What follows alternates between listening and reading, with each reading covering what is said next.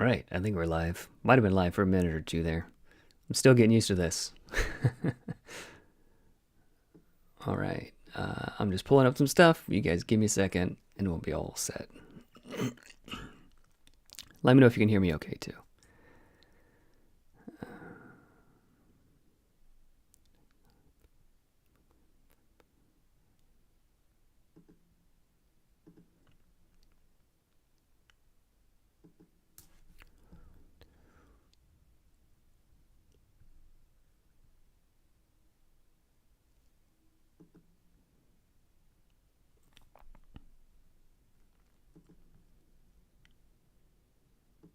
All right, cool.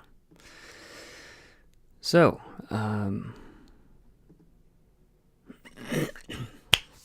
we had 160,000. That's amazing. So if you don't know, this is Nimble 5e, an updated rule set for people who play 5e. It is its own separate RPG, but 5e compatible. It eliminates a lot of the boring stuff about 5. If you've played D&D for any amount of time, you know there's a certain number of frustrations and things. So Nimble 5e aims to take that and make things better. So we just, maybe 5 or 10 minutes ago, we just unlocked the GM screen upgrade. So I want to show you what was planned, and then I'll show you what we're going to be doing. So this is the GM screen from a really cool game, Mouse Ritter. And it is sort of a very thin, it's thicker than paper, but it's cardstock. A5 size, so good size, but just a little bit thin. It's a little bit wobbly on the table. It would have been good enough. It has cool information on the inside, but so instead of this, and here we have the Shadow Dark GM screen. If you've ever seen that, so I think Shadow Dark is a little bit thicker than normal. So just comparing, it's hard to do, comparing the thickness to this. So this is, if anybody knocks the table or bangs it or anything, that kind of thing is going to stand up a little bit better. And then compared to like a regular 5e sized one, it is I think this is 2 mil grade board. And Shadow Dark uses 3, a little bit thicker than I think it needs to be. But yeah, so we're upgrading that. In addition to, instead of just 4 panels, because it is A5 size, it's a little bit smaller. It's a little bit narrower, or not as long as a normal GM screen. So I'm going to add a 5th panel to it as well. I think that'll give you enough coverage that you don't have to really worry about any of your notes sneaking through. Okay, so that is what's planned. So that's happening. Anybody who is supporting at the box set level, just gets that. That's a free upgrade. It's something I wanted to do, wasn't sure that we'd be able to do, but it's happening. It's happening. So I'm pretty happy about that.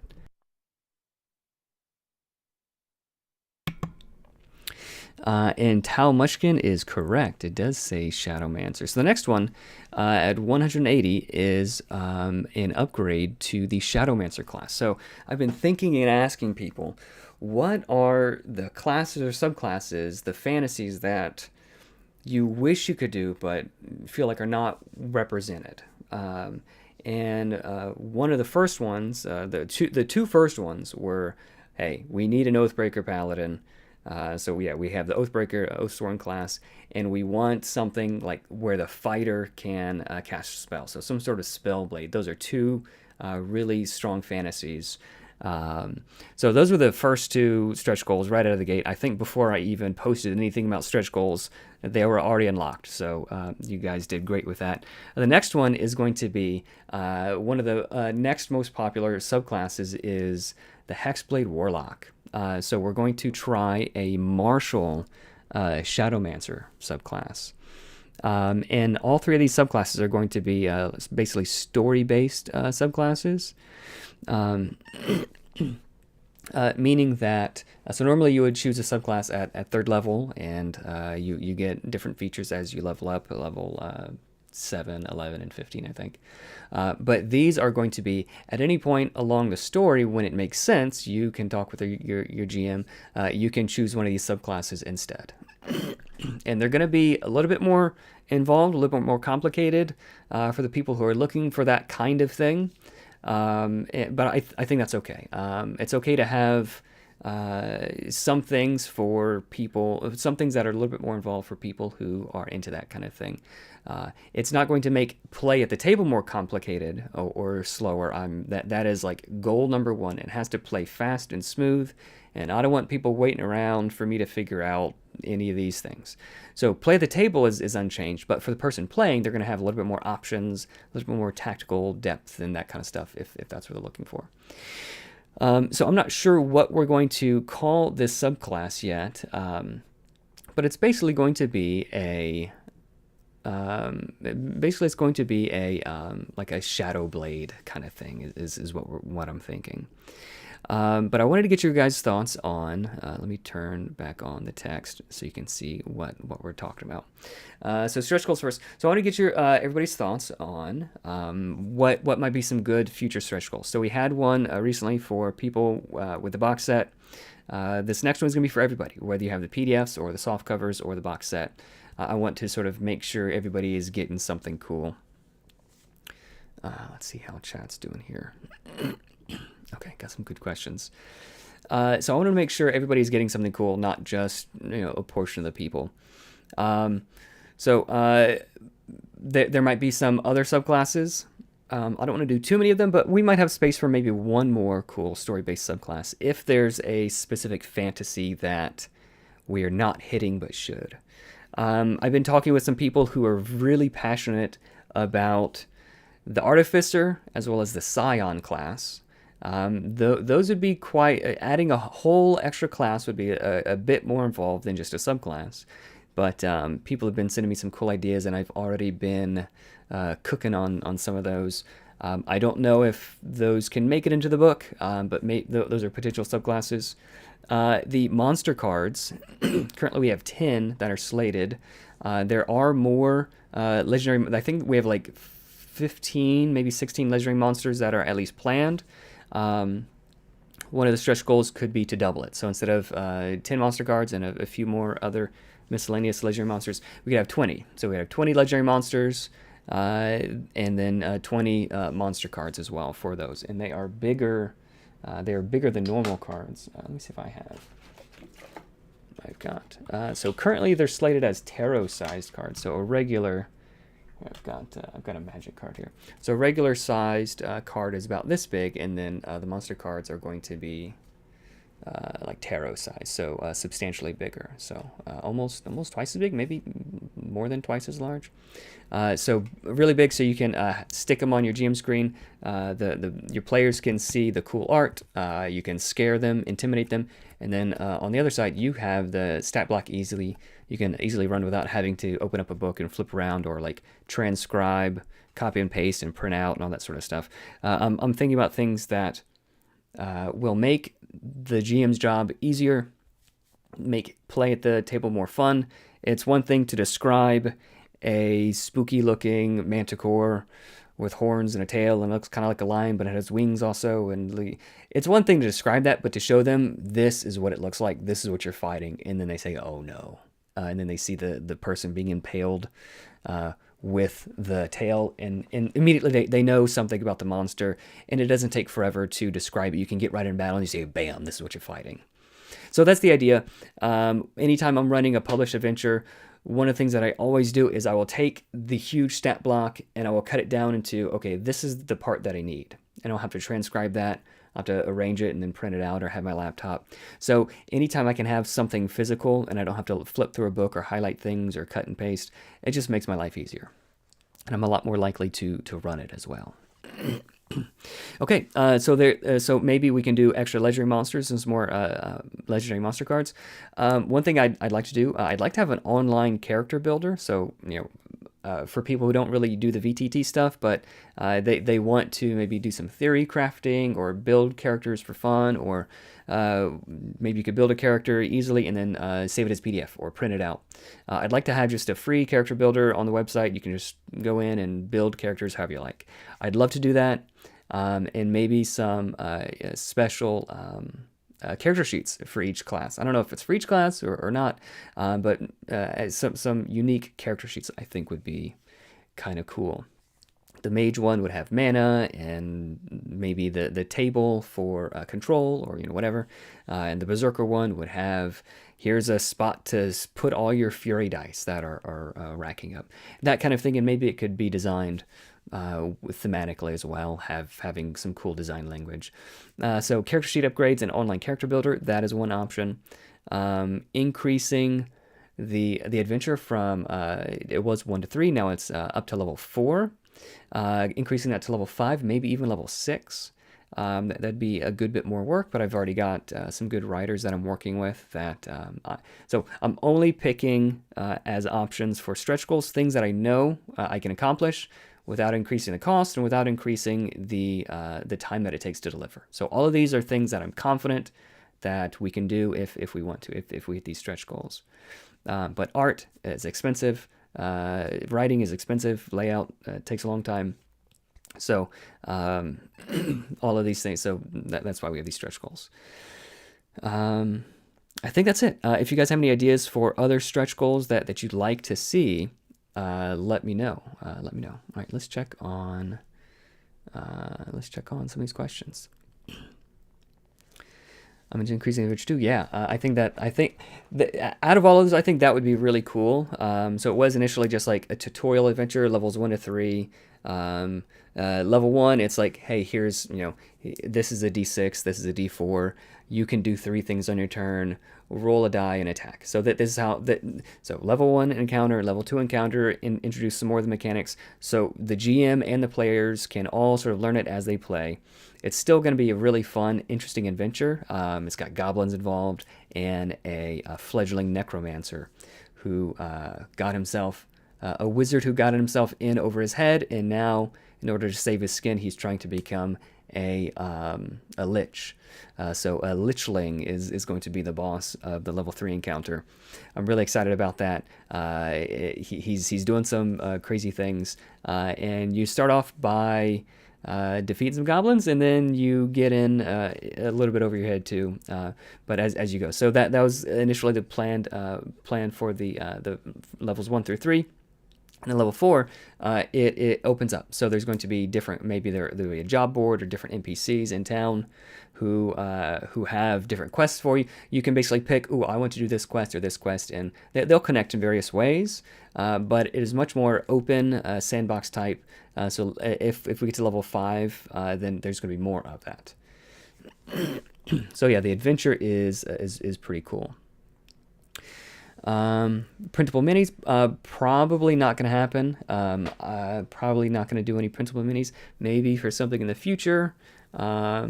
Maybe like paper, like printable paper, that might be possible. Like for paper standees, but probably not doing any kind of. So anytime you go from like printed products to also like plastic things, then the complexity really increases. So unless that's something that you have in mind from the outset, that's where fulfillment delays and stuff come from, and I don't want to have any of that. I want you guys to have this stuff as soon as possible.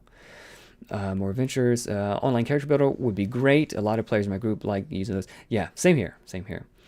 HP on border of monster cards, so we can use a paperclip. Okay, yeah, that's a cool idea.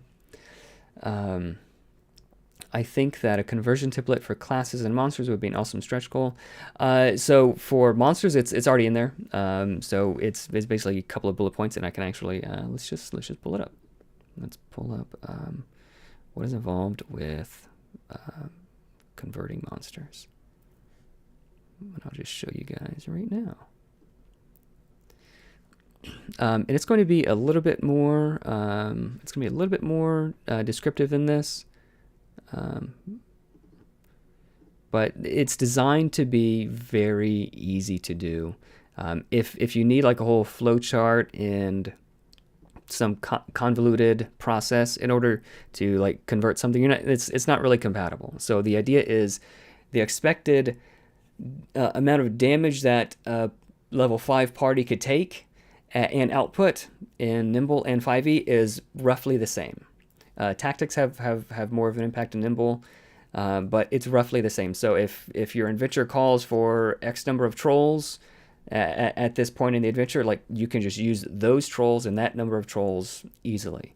So the only thing that you have to really convert is not really converting. It's monsters, like monsters don't have a hit roll. They roll their damage dice just like the heroes, and they add their strength or whatever, their stat modifier.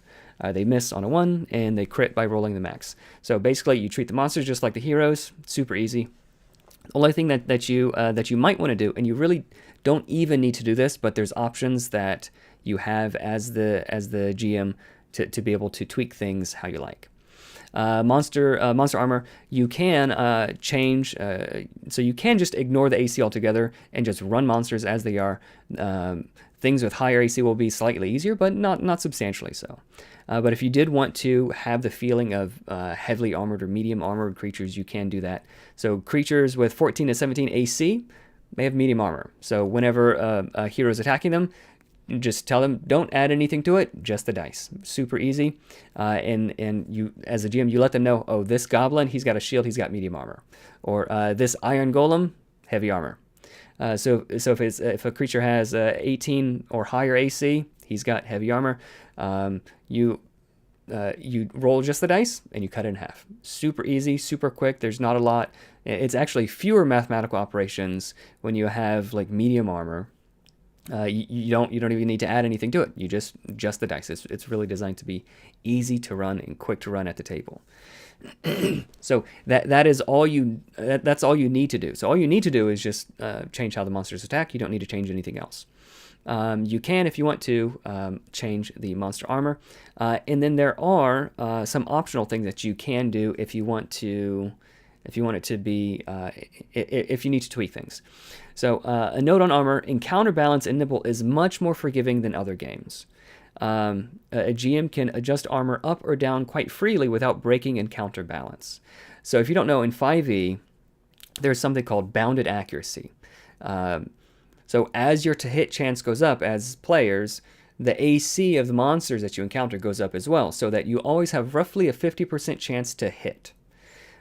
So if you increase the AC of a monster by just 1 or 2, the encounter balance really gets thrown off. So new GMs, when they're running D&D, they learn really quickly not to give out magical armor to their heroes, not to give out magical shields. Like, you don't do that because it breaks the game. Just having like 2 or 3 additional AC can go from like normal survivability to nearly unkillable. You can lay down in the middle of a goblin camp and take a nap and wake up refreshed and not having taken any damage. And that's exaggerating just a little bit. So the bounded accuracy of 5e is what makes it so difficult to balance.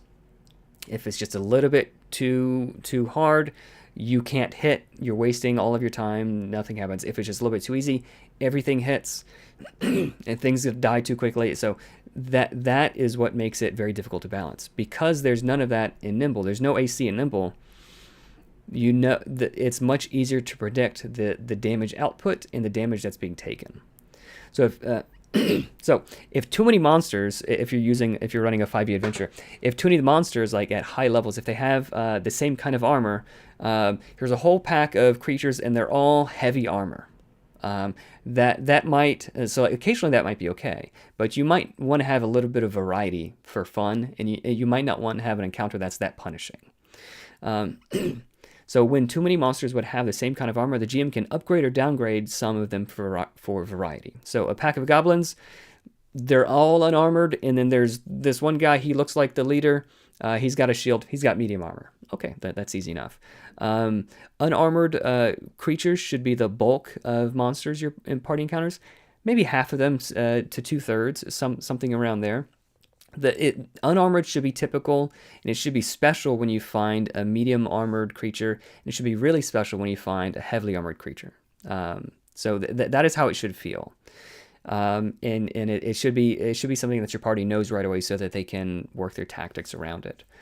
At lower levels, you might want to increase the armor of 1 or 2 bad guys per session. So everything might have a 13 AC or less as written. So you might just want to say, this one guy has heavy armor. He's the leader of the goblins. Or these 2 guys, they have medium. You can do that, and it doesn't break the counterbalance really at all. At very high levels, you might want to do the opposite. So if every monster that you encounter throughout this entire session it might have heavy armor, just downgrade them to medium or unarmored. You can downgrade them and just leave it, and it'll be slightly easier. But if you want to compensate for each step that you downgrade, you can increase the hit points. So it's essentially the same thing. It feels a little bit different, but in the end, the math works out. So if you downgrade from medium, so medium to unarmored, give them 50 extra hit points. It's roughly equivalent. If you're downgrading from heavy to unarmored, give them 100 extra hit points. That's about how much survivability that you would add. So it's very round numbers, very easy. It's not like increase it by 25% and you have to pull out a calculator and hang on, everybody, I need to. No, just give them 50 hit points. They have no armor. So instead of facing a pack of 5 iron golems, maybe 2, instead of all of them having heavy armor, maybe 2 are going to have heavy armor, and the rest will be unarmored, and they'll just have a few extra hit points. That can increase the tactics, increase the interest in the encounter as well. For monster saves, you can optionally so monsters by default in Nimble, they roll all their saves just as a straight roll. D20 roll, if they succeed, they succeed. You don't add or subtract or anything to it. However, as a GM, you can let the story take the lead. If a monster is particularly strong or frail, you can roll their strength saves with advantage or disadvantage. So again, you're not having to add anything. This is a wizard, elderly wizard, necromancer they're facing. Yeah, I'll roll 2d20, I'll take the lowest. And then again, everybody can see immediately, and this is a point that I wanted to talk about here. What makes what is exciting? What is exciting? What makes the game fun? So in design philosophy, in 5e, this is what often happens. I want to attack the dragon. You roll your d20, and you say, oh, I got a 17. And the GM says, oh, sorry, his AC is 18, you missed. And you're like, oh, no, that's what I rolled. I need to add my plus whatever to it. And actually, I got a 23. Okay, yeah, all right, well, the 23 hits, and then you're going to roll some dice, and you'll add it up, and then, okay, I've got 9, and the GM said, okay, I got, all right, you did 9, oh, hang on, well, let me add this other thing to it, and then in the end of it, after like a minute or two, okay, I dealt 12 damage. That is such a big letdown in terms of excitement. You don't know immediately whether or not you hit. You don't know immediately how much damage you did. It is about as exciting as watching paint dry. Exaggerating a little bit, but what makes a game exciting is the closer you can get the die roll to the outcome, to knowledge of the outcome, the more fun it is. The more you separate it, the more steps between I did a thing and now I know what happens, the less exciting it is. But the closer you can get both of those two things together, the more fun your game will be. So imagine you're playing D&D and you're making your last death save. Okay, everybody knows if you roll this number, you die or you live. And everybody is leaning in and everybody is excited. Okay, that is very exciting. Or if they know that the boss monster has 7 hit points left, and you say, if you roll higher than a 12, the boss dies. But if you roll 11 or lower, he is going to explode and kill you all. Okay, then everybody is in rapt attention. They know exactly when that die stops moving, if they won or lost. That is exciting. But if there's like 5 or 6 steps between rolling and then finding out the outcome, It's like letting the air out of a balloon slowly. It makes that farting noise and it's annoying, squeaking. It's annoying rather than exciting. But if the balloon explodes, it is exciting. So the closer you can get the action that you take, the rolling the die, with the knowing the outcome, the more exciting things can be. So, with that said, monster saves can be far more exciting if I know your save DC is 12. If he rolls a 12 or higher, he succeeds. I don't need to add anything to it. I don't need to check any other stats, or the stat block can be much, much smaller, easier to run. This makes things much more exciting. Not only more exciting, but quicker to play as well. So, if someone is fast or slow, they can roll their dex saves with advantage or disadvantage, or smart or dumb. If it's a dumb ogre, roll 2d20, take the lower. Easy, and everybody knows immediately whether that guy saves or fails, and they know that you can't fudge it. You can't fudge it. You just roll the dice in front of them. You can't say, oh, he's got a +7 to his save, and then, all right, yeah, you can fudge things. Players love to know that what happened was what's supposed to happen. In legendary monsters, they can have advantage on 2 or even all 3 saves. But again, it's very easy to do and very quick to do. Additional optional tweaks for monsters: multi-attack. Since low CR monsters like goblins and kobolds, they get 1 attack and small damage dice. So it might be a D4 or a D6 and 1 attack. So the damage is going to be very, very spiky. If they're going to miss frequently, but also they're going to crit frequently, and then they might crit multiple times. So at low levels, the damage could be a little bit spiky, very, very low, or very, very high. It's exciting. Excuse me. But if your table doesn't like that kind of swinginess, you can make it a little bit more predictable, and that combined with the ability for heroes to defend. So like I can defend 1 attack all day long. So the damage output can be less than what's expected. So a quick, easy tweak you can make for low CR monsters without multi-attack: give them 1 additional attack, and they can't crit. So that both deals with the problem of the spikiness critting too much, or either doing a ton of damage, doing no damage, and players being able to defend every attack. It fixes everything, and the damage output is exactly where you would expect it to be. So you can give monsters without multi-attack, give them a 2nd attack, and they just can't crit. Again, easy to do. You can do it on the fly. You don't need to write anything down. And it maintains the balance. 6 goblins at level 1 in 5e is the same difficulty as 6 goblins at level 1 in Nimble. And you don't have to worry about fiddling with any other changes. Player agency. When a monster would take away agency in some way from heroes, incapacitate, stun, paralyze, confuse, that kind of thing, you can use the new dazed reaction instead. They just get 1 fewer actions this round. So with the Umber Hulk, it does different things. It makes you waste your turn.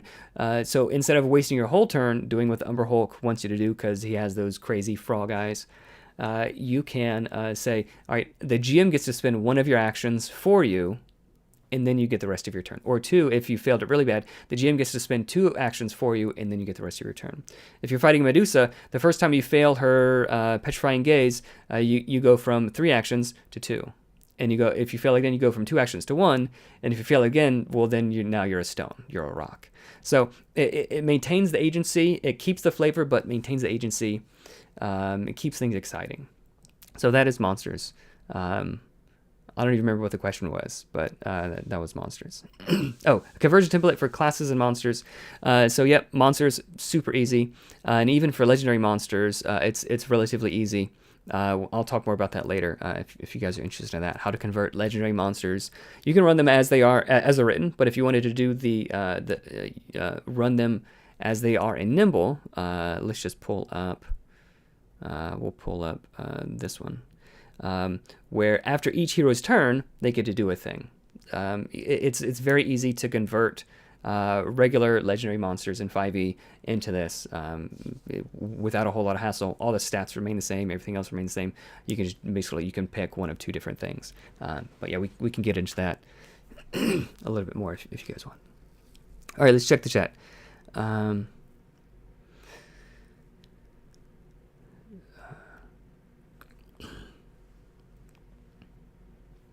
I don't even know where we left off. Sorry, guys.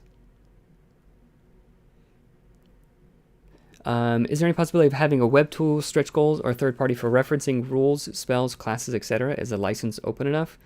I might be able to make that happen. It's a lot of work to do that.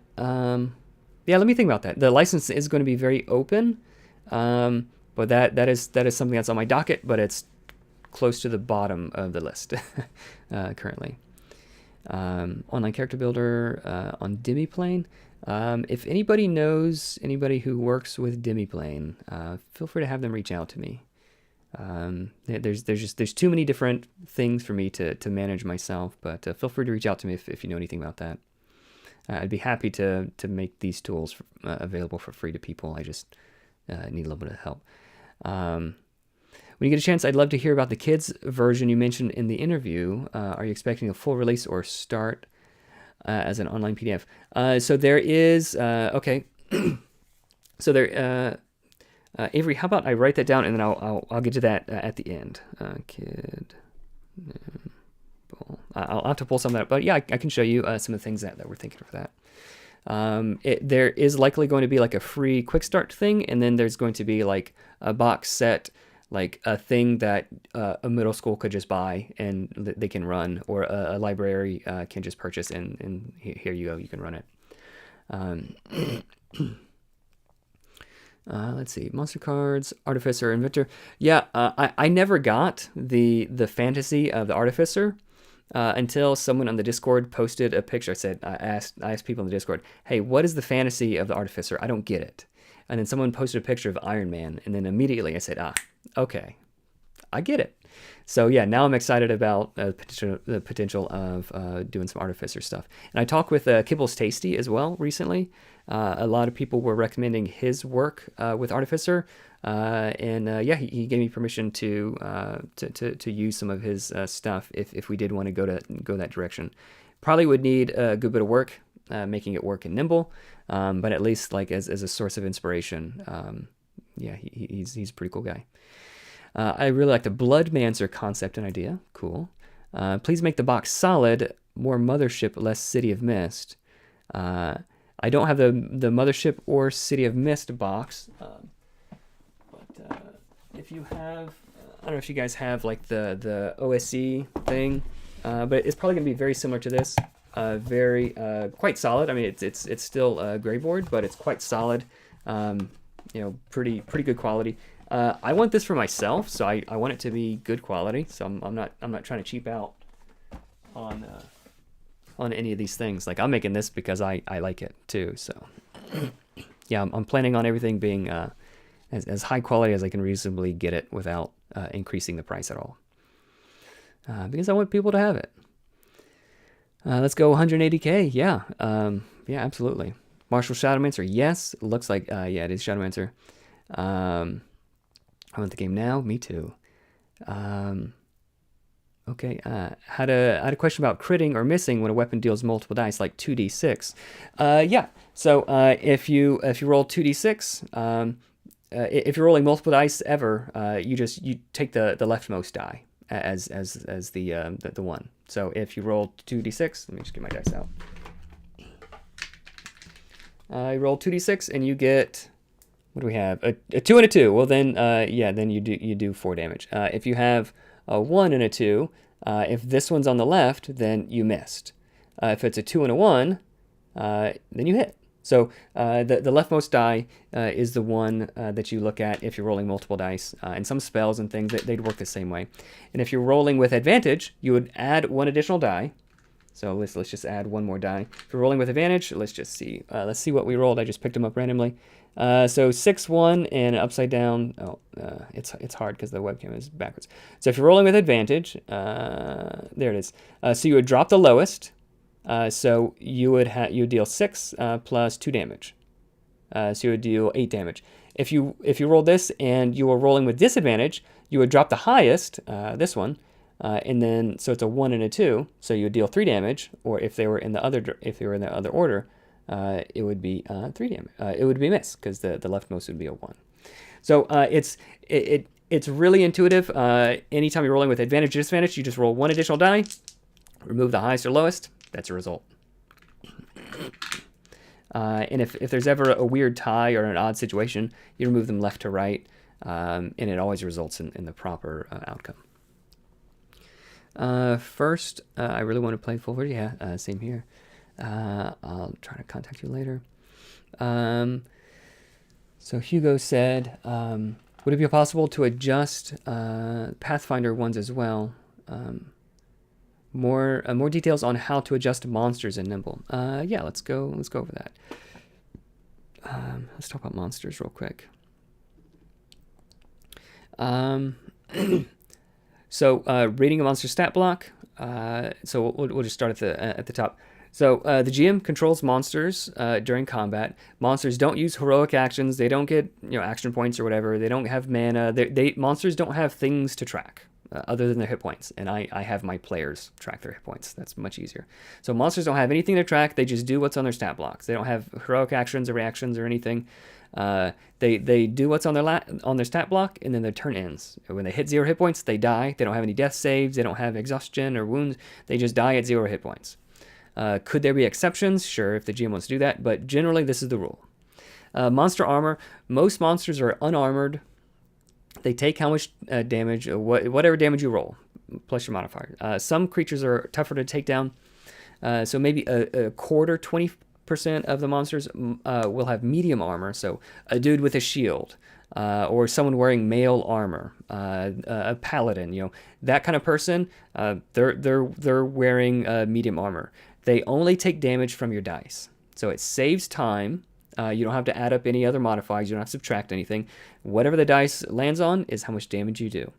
So it saves time and it makes them more survivable. So anytime you can have both things, you have the fantasy of this thing is more survivable, and it is something that is easy to pull off at the table, then that is the kind of design that you want. If you had a video game, you could subtract some percentage or do other weird things, but a tabletop game is not a video game, and the things that you do have to be easy to pull off at a table while other people are waiting. Every second that I take to do a thing, if there's 5 players, that's 5 seconds out of their lives. And if I have to do that thing 50 times, then all of a sudden, we're wasting most of the time at the table doing bookkeeping and calculating. Okay, so we don't want to do that. Everything that we do has to be simple and easy to do in your head at the table without making everybody else wait. So medium armor, just roll the dice, you do that much damage. It makes them slightly more survivable, but not overly so. Heavy armor, this is like ancient dragons, iron golems, really special legendary monsters. This is going to be quite rare. Maybe 10% of the time, maybe 5% of the time, the monsters that you encounter will ever have heavy armor. But they take just the damage dice, cut in half. So that's all you need to do. Where the tactics come in is that critical hits, save spells, and damage type vulnerabilities ignore monster armor altogether. So heavy armor negates so much damage that players are incentivized to not just put their head down and just wail away at them. They're incentivized to use tactics. One good critical hit can do more damage than 3 or 4 or 5 regular hits. One good save spell, or one assessing using the assess action and then figuring out what kind of damage this monster is vulnerable to, or doing research ahead of time, asking people in the village, what is the manticore, what are its weaknesses, what is it afraid of, doing that kind of cool role-playing stuff. You can figure out information about it, and then you can attack this monster, and what would have been an extremely difficult encounter is all of a sudden much easier, and the players feel like they earned it though. So there are ways to get around the armor, and the game becomes, well, how do I fight this particular creature, instead of oh, this is just another bag of hit points. That's a situation that we want to avoid. Each one should have its own cool flavor, and fighting a goblin without armor versus fighting a goblin heavily armored should feel different mechanically, and the tactics should be different as well. So this is where it's a really subtle system, but a big D12 weapon is much better at an unarmored creature, but a dagger all of a sudden a D4 weapon is way better at a heavily armored creature. In certain classes have abilities that can ignore armor or do other things like that. So all of a sudden, it's you take this guy, I'll take that guy. Okay, the wizard, the berserker, he's all over that. The heavily armored golem thing, the cheat, there you go. So you can divide and conquer, and you can use teamwork and strategize, and you're rewarded for thinking tactically. And if your table isn't into that kind of thing, you're not overly punished for it, but if you can think tactically, you can have much more success in your combat encounters, and you can create situations that are much more interesting than just wailing away. Now we'll do the one ability that always deals the most amount of damage. No, different abilities, different spells, different cool weapons are better in different situations. There's a reason to carry 2 or 3 different kinds of weapons for the commander, for instance. And it really makes you feel the fantasy of I've got the right tool for the right situation, and being able to figure out which is best in any given situation is part of the fun for a lot of people. Reading a monster stat block. The stat block for a goblin serves as an example. There's no speed or armor listed, so we use the defaults. Monsters by default. I forgot to read default monsters. So every monster has default stats. So if something isn't listed, just assume it's using the default. Assume that monsters are unarmored, so they just take damage normally. They have a speed of 30 feet, just like pretty much everything else. And they can replace one of their attacks with extra movement. So if an owlbear gets 2 attacks, but the people are kiting the owlbear too much, the owlbear can move twice, and they just get to attack once instead. So it gives a little bit of flexibility without complicating the stat block. So all of a sudden, a stat block that had a bunch of different information, you can compress it a lot more, and you can just have a little sticky note. Here's my stat blocks. You can run them for the GM. It's much easier. If you've never been a GM or DM, you might not see how useful this is, but GMs around the world are weeping. Monsters also roll saves with an unmodified D20 roll. Some monsters might have advantage or disadvantage, again, when it suits the story. But rolling 1d20 and just seeing the result is much easier than, like, you might remember a monster's AC is 18, like, because that's an important thing. But remembering what their intelligence save and strength save and other save and like 5 different save values, you can't remember it. So you have to write all of them down, and then you have to check the stat block every single time you make that kind of save. It eats up time, and it's extra game actions, and it takes the fun out of the game. It's releasing the balloon slowly. It's annoying rather than pop exciting. So D20 roll, everybody can see what the result is immediately, and it's much more fun, much less to track. Okay, so this stat block for a goblin, he has no speed, no armor, so unarmored, 30 feet, just like everybody else. If it ever takes 15 damage or more, it will die. On the goblin's turn, the GM could move him 30 feet and then make 2 scimitar attacks. So 1d6 plus 2. You roll a d6. All right, Jessica, you take 5 damage. Roll again. Jessica, you take 4 damage. And Jessica could block or whatever, but I don't need to wait on her, and she doesn't need to wait on me for anything. So if we're playing 5e, it's the monster attacks and gets this on its to hit roll. Jessica, what's your AC? And I could write it down, and I could do these things, but it's just one more. It's the back and forth between players and GM is what slows the game down. So the more you can do things without having to wait on everybody else, the faster the game goes, the more smoothly it goes without having to resort to timers and tricks and things. Oh, roll all your dice at the same time, or just have a bunch of cheat cards everywhere. And like, yeah, you could do that. But you shouldn't need to do that. And it's still speeding up a slow system rather than eliminating the slow system. Okay, so whenever I'm playing with my table, I roll the dice. You take 8 damage. You take 6 damage. They can block it if they want to. I don't need to know if they're blocking or dodging or defending or interposing or like the goblin's doing this. You guys do whatever you want. I'm not waiting on them. They're not waiting on me. They just on their own. They will subtract whatever damage they take, and then it's the next goblin's turn. So they can make their 2 scimitar attacks, or they can make 1 scimitar attack and move a little bit further, and then they have a cool shifty ability. Tweaking monster difficulty. So there's a lot of cool things that the GM can do. So 5e is notorious for like Lost Mine of Fendover. The first goblin counter is like extremely, extremely deadly. it's known for that. If ran as written, it basically wipes it just wipes parties. So the GMs have to fudge and do different things, and to sort of compensate. I remember the very first time I ever played, a dude went down on the first encounter, and he was a barbarian. He went down on the very first thing because he was a barbarian. He thought he could it was the first time he was playing too. He ran up, he started attacking the goblins, and all the goblins attacked him, and he died. GMs, it's helpful for GMs to have knobs that they can twist and adjust the difficulty either beforehand or on the fly. So this is a good way that you can tweak the difficulty beforehand. Is you can say, hey, I'm going to limit the number of critical hits that the number of times a crit can explode to just 1. You'd be surprised at how many times a monster can crit 2 or 3 or 4 times in a row. Critting still does extra damage, but it's a more predictable amount of extra damage. So having that as a tool is helpful. But I think the most interesting, the most exciting, and the easiest way to balance encounters is by using minions. Minions they can be used to easily fill the battlefield and give it more fluidity without slowing down combat to a crawl. They're easy to kill, they're easy to defend against, but if they're ignored, they can cause big trouble for the heroes. All minions, they move at the same time, and each minion uses a single damage die for its attack. You'll use a 1d4 die.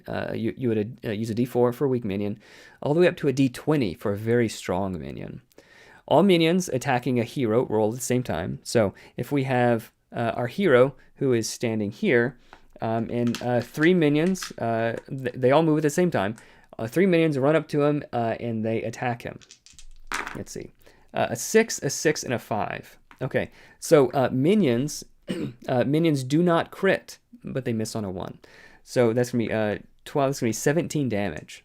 So the cool thing about minions is you can have the fantasy of having a really cool tanky character that can block lots of attacks. Think of like Captain America, like blocking this and blocking that and doing all this cool stuff without having to make things take forever. So minions, all minions attack a hero at the same time. They don't add anything to the roll. There's no stats that they need to track. They miss on a 1 and they can't crit. But the cool thing is heroes can defend or interpose against multiple minion attacks as if they were a single attack. So at level 1, an Oathsworn might have like 14 armor. So instead of taking 17 damage, they would take, what is that, 3 or 4 damage. So they would be able to block all 3 attacks and take basically just a small scratch, and they would feel really cool. And the attack was one single roll, you add it all up at the same time. But as far as the encounter goes, there's 3 different creatures there that are attacking, and 3 different creatures that need to be attacked as well. You do not track a minion's hit points. Anytime a minion takes damage, and this is something new that we're testing. So basically minions have 1 hit point. When they take damage, they die. I think this is going to be a variant rule. If a minion takes damage that is greater than its die size, so if it's a d6 minion, it has to take 6 damage in a single turn, and it dies. So there's no hit points to track. Basically, that is to prevent like cheesing. Like I deal 1 damage to this minion, 1 damage to that minion, 1 damage to that minion. It's really just to prevent that more than anything else. If you're using level appropriate minions, it should be trivial to deal the die size or more. So I think that's gonna be a variant rule. It's much simpler just to say if a minion takes damage, it dies. At the GM's discretion, extra damage can overflow to other minions within range. So a 20 damage crossbow attack could take out up to 5 D4 minions that are standing in a line. And oh man, that feels so cool. Okay, the impact of adding minions to an encounter. So again, I was describing them as a way to add tactical battlefield complexity without slowing things down and without increasing the difficulty too much. Or if you need to increase the difficulty a substantial amount, you can do that as well. Excuse me. So if your party is level 1 or 2, you would use D4 minions. If you're 2 to 5, minions would be D6. 5 to 10, D8, and so on. And the impact of adding minions to an encounter, you can use 1 to 4 level appropriate minions per hero. So if you have 5 heroes in your party, if you wanted to make it slightly more difficult, not substantially more difficult, you could add 5 minions, 1 minion per hero. So using 1 minion per hero will have no noticeable added difficulty, but will increase the tactical options and battle interest. So it might seem like a lot, but minions are really easy to kill. But if the heroes ignore them, that might be 5d4 damage that's being dealt out every turn. But if the heroes start killing them off, then they're going to dwindle pretty quickly. If you use 2 to 3 minions per hero, the difficulty will be noticeably higher. If you use 4 minions per hero, it's going to be quite a bit more challenging. So you can use this, minions per hero as a metric to increase the difficulty by a tiny amount or by a large amount, and it really makes the battlefield a lot more fluid rather than just if you have 5 heroes and 2 bad guys. Well, they're all going to gang up on this one, then they're all ganging up on this one. You have 2 bad guys and then 5 minions also, but then all of a sudden it's a lot more tactical. They might gang up on this guy, but then all the minions are going to gang up on the hunter who's in the back, or the mage who's in the back, and then now the Oathsworn has to come back and start interposing because they're taking damage, and then they have to start focusing different things, and all of a sudden the encounter that's essentially the same difficulty is way more interesting. It's not just 2 level appropriate bad guys, and we kill one and we kill the other, okay, let's move on. It's like, no, they have to think about things, otherwise they're going to have to use more resources and they'll take more damage. But if you think about it, tactically, it becomes a lot more interesting. All right, so I don't know how Pathfinder minions or things like that work, but I'd be happy to let you know if you're looking to convert that. Sweet, that's the Flee Mortals minion system basically. It's quite a bit simpler. So I have the Flee Mortals book. It's pretty cool, and I've read the minions rules like 2 or 3 times, and I still don't quite understand it. I don't understand it. And if it takes me that long to understand it, then I just won't use it. And I've ran Flee Mortals encounters before. I love them, and the creativity is amazing. But I always run them incorrectly because the stat blocks are too complicated. I don't think I've ever ran a Flee Mortals encounter the correct way. There's too much going on in the stat blocks.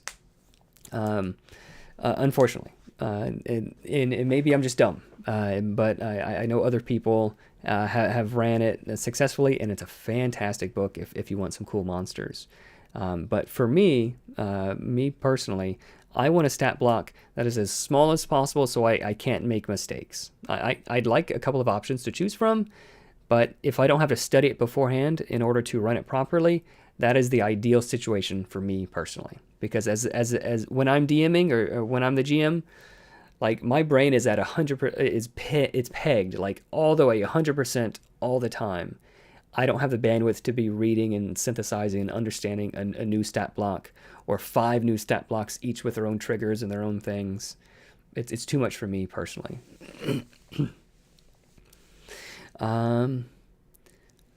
Always just describe how a player blocks with a shield, parries a blow and a sword, and swiftly steps away. Okay. Question from Paul. Have you experienced a disconnect between the fiction in game and the gameplay of fighting monsters if players can just block by themselves? How do you include that in part of the story? If someone was coming at me with an axe, I'd try to dodge it. So defending is you're doing whatever you can to reduce the damage. I might be able to dodge 3 damage of the axe attack, but an Olympic gymnast might be able to backflip out of the way and dodge all of it. So their defend would be higher than mine because their dex is higher, and that makes sense to me. Or if I was holding the lid to my garbage can, I'd use that as a shield, so my armor would be higher. So whether I'm blocking or dodging or whatever, that is the idea. When you defend, you reduce the incoming damage. I might get a bruise or something, on my arm if I'm blocking with a garbage can lid, but my arm won't get chopped off, right? Hopefully, knock on wood. So that's the idea. You can describe it however you like. A quick reflexy cheat or rogue might use their armor one way by dodging and that dodging out of the way, and then an Oathsworn or Paladin, they would just stand there and just absorb the damage because they're wearing armor. But if you're blocking or dodging, if you're defending the guy over here, then it makes sense that you can't also defend the guy over here, because combat is really happening all at the same time, but we take turns so that we can make sense of what's going on. But like when this goblin is attacking you and this goblin is attacking you, they're really doing it at the same time. In the reality of the situation, the fantasy of the situation. So if you're blocking over here, you can't block over there. So that's the idea of that. So you fake him out high, and then you get him low, that kind of thing. Let's see. Some questions about the different names. Yep. And initially, the names of the classes were like the Nimble Bard was just a bard. It really started with the Warlock. So one of the first classes I did was the Warlock, and I think the Ranger. And people, instead of discussing, oh, this is a cool new Warlock I can try out, they were discussing, no, this is what a Warlock is supposed to be. So the discussion was, you can't change this, a Warlock is this. And they were saying, oh, you nerfed this, or you buffed this, or you changed this, and now it's not really a Warlock any longer. So almost all the discussion was around that, rather than like, oh, this is a new class I can play. It's kind of like the Warlock, but different. So all the names of the classes had to change because some people just had a hard time wrapping their mind around, well, this is a 5e Warlock and this is a Nimble Warlock. So it's completely changed. And I think, so that's what caused the change, but I think it ultimately made it way, way better. Because the fantasy of a Shadowmancer, like the name of the class, like also inspires the mechanics, like an Oathsworn. They promise these oaths and they do this and this, and then if they break their oath, oh, now they're an oath breaker, and okay, it makes sense. And a cheat, okay, well, once it went from being a rogue to a cheat, well, now the mechanics are like, oh, it's cheating. I change my dice. I do this. I can do things other people can't do. I break the rules. So the fantasy of the class is sort of the first thing that you do, and then the mechanics are sort of wrapped around that. But yeah, the names of the classes did have to change. So apologize if that's a little bit confusing coming from 5e. But if you're playing a commander and you call it a fighter, call it a fighter. If you're playing a cheat and you want to call it a rogue, more power to you. I do the same thing. You're playing a bard. It's a songweaver. It's a bard. Whatever. Oh yeah, as the GM for my group, I'm excited to run this because it'll be simpler. I also think my players will enjoy the combat that is still tactical but much faster. So simpler with an asterisk. It's simpler in the sense that I don't have to do the dozens of things that I normally have to do. So it's simpler in that sense, but the tactics that I have and the ability that I have to do different cool things and make awesome memorable moments, I have way more options here. But all the options that I don't want to do, all the things I don't want to have in my head, are erased. They're eliminated. I don't have to worry about all this fiddly stuff. So therefore, I can focus on all these new things that I can do. So it's simpler in this regard. I don't have to worry about all this, but it's much more tactical and much more deep in these areas that matter. So what I've been telling myself a lot is focus on the fun. Like, what is the fun part of this? Is the fun part adding modifiers to my saves? No, not really. The fun part is like, doing other cool things. So focusing on the fun, the more I can do that, the more fun we have at the table. And if it's something that plays quickly, then the more of that we can do as well. So if getting one critical hit is fun, then getting like 3 critical hits because I was able to have 3 times as more combat encounters, then it's 3 times more fun. Or, you do the math for yourself. What about the flavor of the classes? As of now, there are a lot of combat-oriented abilities. Yeah, let's look at some of the characters real quick.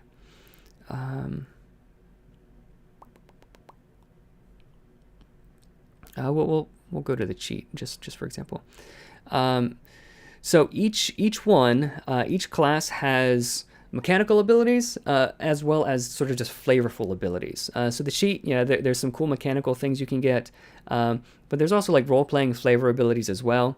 You can change any skill check to a 10 plus your charisma once per day. Like your cheat, like anytime the cheat cheats. Okay, you can have advantage on skill checks while playing any games, competitions, or placing wagers. You're cheating.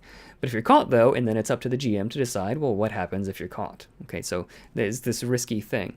So early on in the classes, each one gets cool, flavorful things that's not just combat abilities. And same thing for the subclasses. The assassin, for instance, leave no trace. Advantage on stealth checks while you're at full health. Okay, so you get in, you get out, you're a professional. If you're damaged, you're bleeding, you're leaving this trail. So this is what the assassin wants to do. They want to get in and they want to get out. And yeah, let me show you some of their other abilities. Level 7, the cheat, the assassin cheat gets Master Assassin. If you don't already know the Twist the Blade ability, you learn it. If you know it already, you can perform it twice per encounter. So Twist the Blade, instead of rolling your sneak attack damage, it automatically deals the maximum amount. There's a save involved, but you can cheat. You can deal the maximum amount instead of rolling it, which is a huge bonus. Level 11, you gain a climbing speed, and you have advantage on all stealth checks. And then level 15, kill. When you would land a critical hit against an enemy with fewer maximum hit points than you, it dies. Okay, you're an assassin. That's what you should be able to do. The Scoundrel gets low blow. You can stun, incapacitate a target, but then they're taunted by you for the remainder of the counter. And if a creature's if you have taunted a creature, you can't hide from it. Okay, so there's this risky thing. You're a scoundrel. You're doing things that people don't like. Low blows. You can stun them temporarily, and then all right, now there's this trade-off. Sweet Talk, you can gain advantage on all influence checks with characters you've just met for the first time. All right, you're a scoundrel. You're like Han Solo. You're a Sweet Talker. But this lasts until you fail an influence check with him or until you meet a second time. All right, so you met the first time. Oh, wasn't that guy so charming? And then you say, oh, actually, this is how he really is. He's a scoundrel. And then, okay. From then on, you get disadvantage on influence checks with them after you use this ability. So you don't have to sweet talk them. But if you do sweet talk them, then your reputation can follow you and so on and so on. Deep Pockets, you can use the Pocket Sand ability twice as often because your pockets are deeper. Level 11, Escape Plan. When you would drop to 0 hit points, you instead turn invisible for 1 minute or until you attack. So the Scoundrel is really out to protect himself. He can run away, hide from the party, etc., etc. Heads I win, tails you lose. Attacks, so this is a once per encounter ability that you can use. Attacks you make this round crit on one less than the maximum amount. Okay, something no other class can do. Attacks that miss grant you temp HP equal to your rogue, your cheat level. So whether you hit them or not, something good is happening for you. So each class does have different abilities that are both flavorful as well as mechanical. But a lot of the flavor comes from the background as well as your race. So a lot of those mechanics come from those things as well. How does armor work for players? Yes. So normally, if you're not doing anything to prevent damage, if someone's coming at you with an axe and you don't do anything to defend yourself, you're going to get axed. So if you're not defending, you just take, if they deal 5 damage, you take 5 damage. But you can spend one of your 3 actions for the round to defend, and you can reduce the damage by an amount equal to your armor, either blocking it or dodging it or whatever. And initially, so this comes up a lot, initially the defend was a reaction you're able to use any number of times. That was super broken. Defend is very, very good. Being able to basically increase your hit points by an amount equal to your armor each round is really big, and it's compensated by the fact that monsters hit more often as well. So it balances out, but being able to defend more than once per round was just completely broken. It warped everything. Being able to do it once per round, I think, is a lot more cool, a lot more tactical, and you don't have to rebalance everything and break lots of other things. I believe chat can answer me here. What class do we have so far? What are their 5e counterparts? Okay, yeah, I think everybody already answered that. The only class that isn't represented in Nimble of the base 5e classes, the Sorcerer and Wizard have been combined into the Mage. Just fantasy-wise, there wasn't enough difference, in my mind at least, between the two to have completely separate classes for them. You can choose a subclass that's more wizard-like or a subclass that's more sorcerer-like, but they're the dude who casts spells. That's their main thing. So that's the only one. So instead of 12 base classes, there are 11. How does Nimble handle high-level play? I heard 5e RPGs struggle with high-level play. Yep, 5e does struggle with high-level play. The curve of spellcasters, their damage goes up sort of like this, and martial classes, their damage goes up kind of like this. So they're pretty close at low levels, but by the time you get to level 20, martial classes do way less cool things. So that is one of the problems. Nimble fixes all of that. So I've got spreadsheets and models and all sorts of things across the damage curve. People are doing the damage that you would expect. It's not completely flat. The mage is not doing the exact same amount as the berserker, but there's situations where the berserker will deal more damage. There's situations where the mage will do more damage, but roughly there's parity at least. So yes, high-level encounters are just notoriously difficult to balance. So with that in mind, let's go back to the characters. With that in mind, what I've done with a lot of these, I'll just go ahead and show you the cheat a little bit more. The coolest skills and the coolest options are front-loaded toward the lower levels because most people play from like levels 1 to level 10 and level 1 to level 8 kind of. Most people, that is where most of the play happens. So what I've done is front-loaded all of the cool options. You don't get everything at the low levels, but you can choose amongst the options available to you. You can choose those options much earlier than you might expect with 5e. So like one of my good friends who would play with us at our table, she would always come up with these really cool multi-class things where like, oh, once I get to level 12, then this class will take off, then it'll be super fun, then I'll get to do my cool thing. But she's suffering through like 11 levels of like kind of a not that great character. That's not how it is, multi-classing, I'm not super worried about that, but like having to wait until level like whatever to do the cool thing, like, no, that's terrible. That's terrible. Level 1 is designed to be simple to pick up and very easy to run for someone who's very brand new to RPGs. Level 1 gives you a cool flavor of the class without being too much. So level 1, the cheat gets sneak attack. All right, you get sneak attack and a thing that lets you help you do sneak attack. Okay, so you get a small flavor of the class, but it's not too much. You don't need to memorize or look up like 3 dozen spells or whatever and pick a bunch of different things. There's nothing to pick at level 1 for your class. You pick your class. That is your choice at level 1. Which class do you pick? And you also get to pick your race and your background and stuff. But level 1 is designed to be really simple because level 1 really only takes an hour or two of play. Like once you clear out a basement full of giant rats, like you're level 2, congratulations. So it's really, you just get a flavor of the class without being too complicated, without being too involved. Level 2, it is a more fully fledged version of the class. So you're gradually layering in the complexity rather than front loading it and scaring people away. I played with my wife. She's not a D&D player. I tried to get her to play once, and I think she picked like a wizard or something. Oh, I'll be a wizard. And I told her, all right, well, you got to pick some cantrips. She's like, all right, first of all, what's a cantrip? And then, well, here's 50 of them. Pick your favorite 3. And then she said, oh, can you just pick some for me? And then so I picked some for her. And then, okay, now you get to pick, 2 or 3 level 1 spells. And then she said, oh, great. Well, just tell me which ones to get. And then we played for a little bit. She never used any of them. She avoided combat. She just wanted to talk to the little creatures, and she got herself a pet. And it's like there was too much front loaded for her to be interested in playing. So that kind of thing is a really big problem, I think, in 5e. It scares too many people away. It scares GMs away. The only reason I started being the dungeon master was because our dungeon master moved. And either we quit playing or someone has to do it. I was like, I guess I'll do it. But once I did, it was fun once I got the hang of it. But the easier we can make it for people to GM, to get into that for the first time, as well as to play for the first time, the better it is for the hobby in general.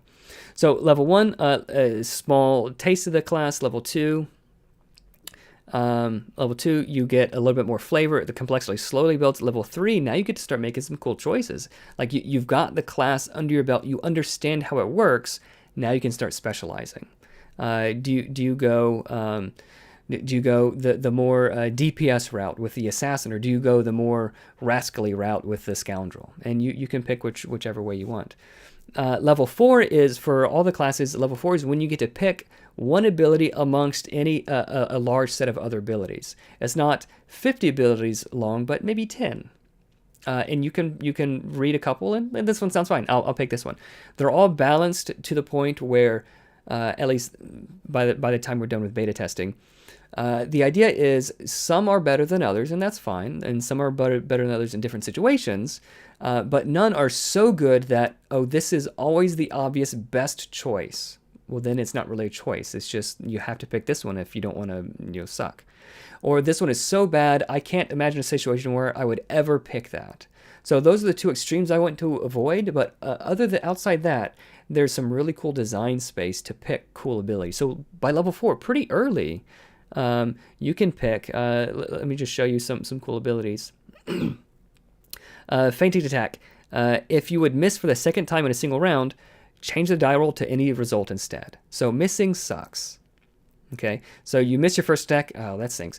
I'll make a second attack, and I'll roll with disadvantage. And I miss again.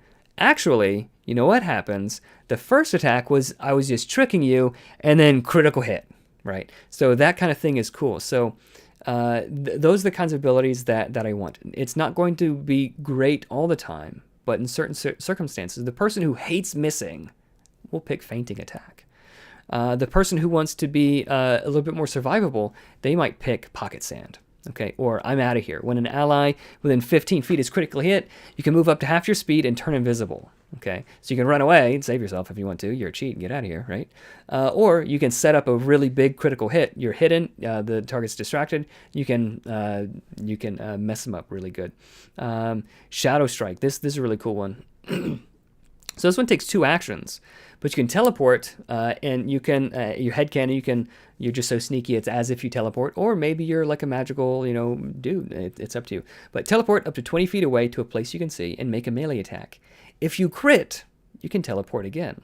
So you teleport into the jail, critical hit someone, you teleport out, and you're done. So Shadow Strike. So cool, different abilities. This one gives you some mobility.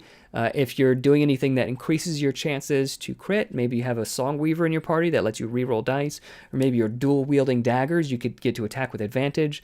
So there's different things you can do to increase the odds. So this isn't good for everybody, but for the person it's good for, it's really good for. Exploit weakness. As an action, you can make a contested insight check against an enemy. So if you're someone who's like really charismatic, you want to I can read you like a book. If you win, any attack you land against that enemy is a critical hit. This lasts for 1 minute or until you use it against another target. So I want to focus down this target. I know all of his weaknesses. I know how he moves. I studied him, and then I'm on this guy like butter on toast. Trick shot. When you throw a dagger, if it hits, it ricochets to another creature within 10 feet, dealing half as much damage to them, and your dagger magically teleports back to you. Or maybe it ricochets back to you like Xena, Warrior Princess, for anybody who remembers her. So a little bit of AoE stuff going on here. So all of these are different ways to specialize your character. None of them are too hard to understand. Each one is like maybe a sentence. This one, it's a big one. It's 2 sentences. But you can specialize your character in really cool ways. And it's not something you have to wait until level 10 or 15 to do. Because honestly, we're talking about high level play. Most people don't play to high levels. The game ends, the adventure ends at level 8 or level 5 or level 6 or like level 12. I think level 12 is as high as I've ever played a campaign. Like we've done a high level one shot once and it was madness. But yeah, there's a reason why people don't play to high levels, because it's very hard to balance. It's hard to do. And there's also other abilities that help your teammates as well. You can sunder armor, heavy or medium armor. So there's different things that you can pick amongst all the different things. And also, some cool flavor stuff is like if you pick an ability, but like you play with it for a session or two, I don't really like it. It's not the thing for me. There's cool flavorful ways to change up your abilities. So whenever you spend a night talking shop with other roguish types, you can exchange one underhanded ability for another. So yeah, hey, tell me how you can do this or that. And so when your party goes back to the town for a long rest after they've taken some beatings, your cheat all of a sudden is gonna say, hey, I want to go walk around, find some shady areas and meet some people because I want to change up some of these abilities. And then the GM loves that kind of stuff because, oh, I've got this list of NPCs I've been wanting you guys to meet and nobody's ever talking about it. So there are cool ways that you can change up your abilities, very flavorful, and that kind of thing helps people who are new to role playing to learn how to do that. And so it's more than just a mechanical thing. It helps the story. You can meet new characters. You can push the story forward in really interesting ways. And the player gets the benefit of being able to change their abilities as well. And every class has that kind of thing, and it's different for every class as well. So it's largely, you can do a thing during a long rest, but it's some flavorful thing that can push the story forward. All right, let's see where. What's the reasoning behind having heavy/medium armor instead of a numbered armor value? Like this monster has armor of 2 or 5, which gets subtracted from the damage. Great question. And Evan, fantastic name, by the way. Fantastic name. So why not just have heavy armor reduces 5 damage from every attack? One, because that punishes people with small attacks. So like the monk or the Zephyr, he makes a bunch of small attacks, so he may never deal damage to that guy. And that's sort of a minor thing. The more important thing is it adds additional mathematical operations and game actions. So you roll your attack die, you add your modifiers, and then you have to subtract some amount of some modifier from it as well. And then then also the GM has to say, oh, this one has a -5. So rather than adding game actions and mathematical operations, which slows things down and complicates things, if you can remove things and have the same effect essentially, then it's much better. So medium armor, you roll the dice, you don't add anything to it, you don't subtract anything to it, it's just the dice. So it has the same effect of reducing the incoming damage in an interesting way, and it's faster as well. So it's a win-win. So rather than adding your modifiers and then subtracting some other modifier, no, just say no modifier. Same for heavy armor, just the dice and cut it in half. So it is 2 actions, but it's less than 3 actions. Okay, hope that answers the question. Regular monsters already don't crit. Regular monsters do crit. You can optionally remove their ability to crit, like at low levels. But yeah, regular monsters, if they're rolling a d6 and they roll a 6, they crit. But minions, for the sake of simplicity and because they're minions, they're kind of dopey, they don't crit. They miss on a 1, just ignore ones and just add up the rest of the dice. How can you manage monsters' actions if you have like a horde of them? Yeah, minions. So if you have like 5 people at your table, a regular encounter might be like 2 or 3 or 4 regular monsters, and if you wanted to have more, add in like 7 minions. It'll make it a little bit more difficult, but not substantially more, and the tactics will be really interesting. You can add 7 or 10 12 minions without making things go crazy, because you can just say these 4 minions go here and all 4 of them attack you. You grab 4 dice, you roll them once, and you know, all right, this one did 8 damage. It goes really, really quick. They can block all as one. You don't have to resolve 14 different individual actions. You have all of these different minions acting as much fewer creatures, and then the mage with a big fireball can blow up 12 minions, and he feels fantastic, right? So that kind of thing is really, really cool. Or the berserker, he whirlwinds and knocks down like all 6 minions who are surrounding him. Yeah, so that kind of thing is super, super cool. Stretch goal once, let Evan cook. I don't know what that means. Let Evan cook. All right. What is your favorite part about making Nimble 5e so far? I mean, I made it for my table. I was never initially planning on releasing anything for anybody ever, but I made it for my table, and we really enjoyed it. I was just like, basically from the first day I started GMing, I was homebrewing. So that's just my thing. I really enjoy game design and thinking about it. And nobody was thinking in the space of how can I make it easier for the GM and more fun for the players. Because I hated seeing like players, when it wasn't their turn in combat, they would take their dice, they would start stacking their dice to see how high their dice tower can get because they're bored. Or someone would take out their phone, and like honestly, it would be like 5 or 10 minutes between turns.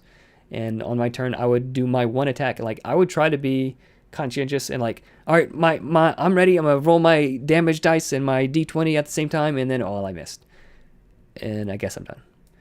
And that feeling really just sucks. It really made the game that I wanted to enjoy. It made it so much less fun. And also I had a number of friends who really wanted to play, but they always struggled with the mechanics, and there was too many steps. They could never remember if you do this first or do that first. It was too much. Like they're fun people and they wanted to play. We love playing with them. They just couldn't grok the complexity of all the things they had to do. And it was just like, all right, well, just tell me what to do, and I guess I'll just do that. That kind of thing is a little bit sad. So making something that can bring people together, you can have cool moments with your friends, and you can create more memorable moments. That's been a very key thing for me. Can I make more moments that are more memorable? And like, I still remember to this day when my buddy Brandon, his character jumped down into the throat of a dragon. He was a monk, and I think he like twisted his bow staff sideways, and he was hanging on, and he was punching the dragon from the inside. And I was having to make dex saves and strength saves and this thing and that thing, and like there's not a rule for that, but it's a memorable moment, and like it was cool, and he did it, and it was amazing. So we've got moments like that I'll remember until the day I die, probably. So having the mechanics that both support that and make that easier, as well as like mechanics that mean that you can have like you don't just get like 1 or 2 combat encounters each session. You can have like 3 or 4 or 7, because it goes so quick and it's so much fun that you want to have more, and you can have more without having to stay for like 8 hours in a session. So those are my favorite parts, and just being it's fun having a creative outlet. So when the first campaign did really well, I expected to just lose money on it or maybe break even, but it ended up doing really well. So it's cool. It's fun to design things. How much of a problem would it be to mix D&D and Nimble classes, like a D&D fighter and a Nimble commander on the same party, or a D&D sorcerer and a Nimble party, for example? Not a problem. It's not a problem. It'd be fairly easy, honestly. You could even take the Nimble classes and play them with the standard 5e rules. Just instead of having 3 actions, you would have an action, bonus action, reaction, and movement. It'd be trivial to do that.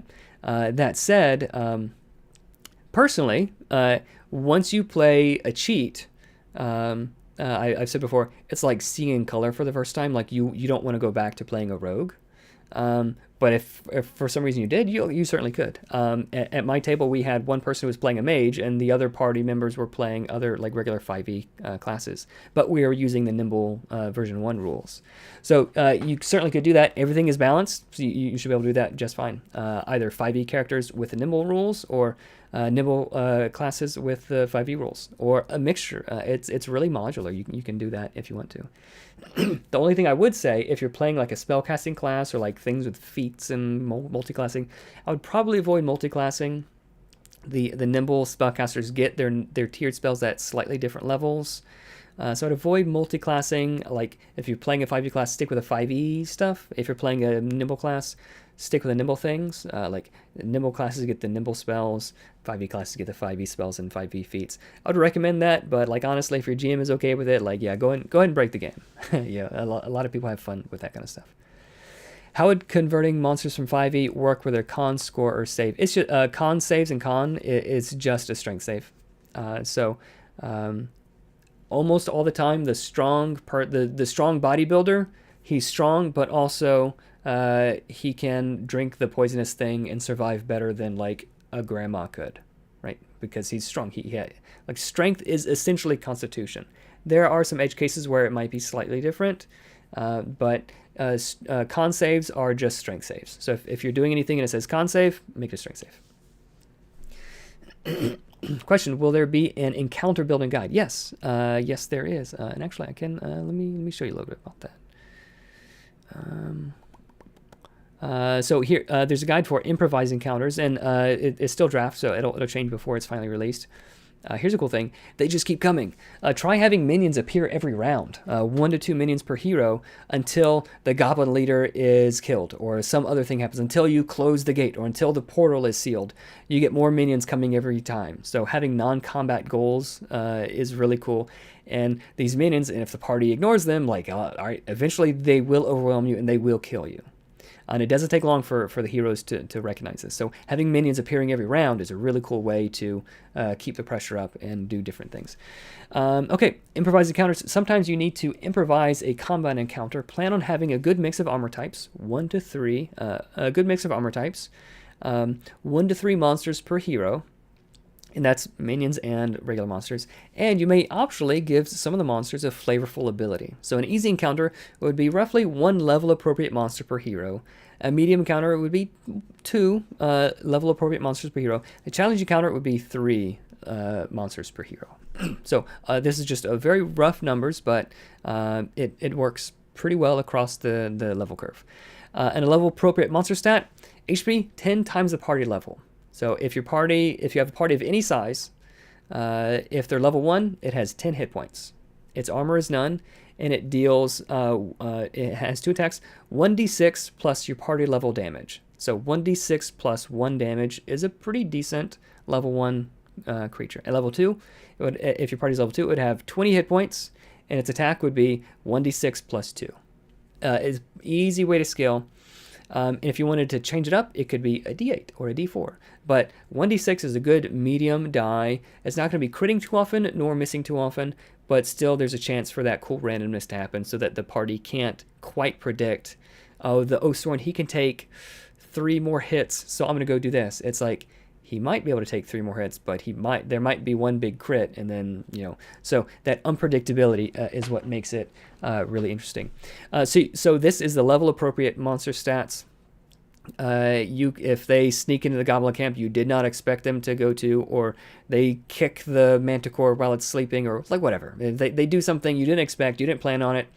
Super easy to run, to create and run a level appropriate encounter.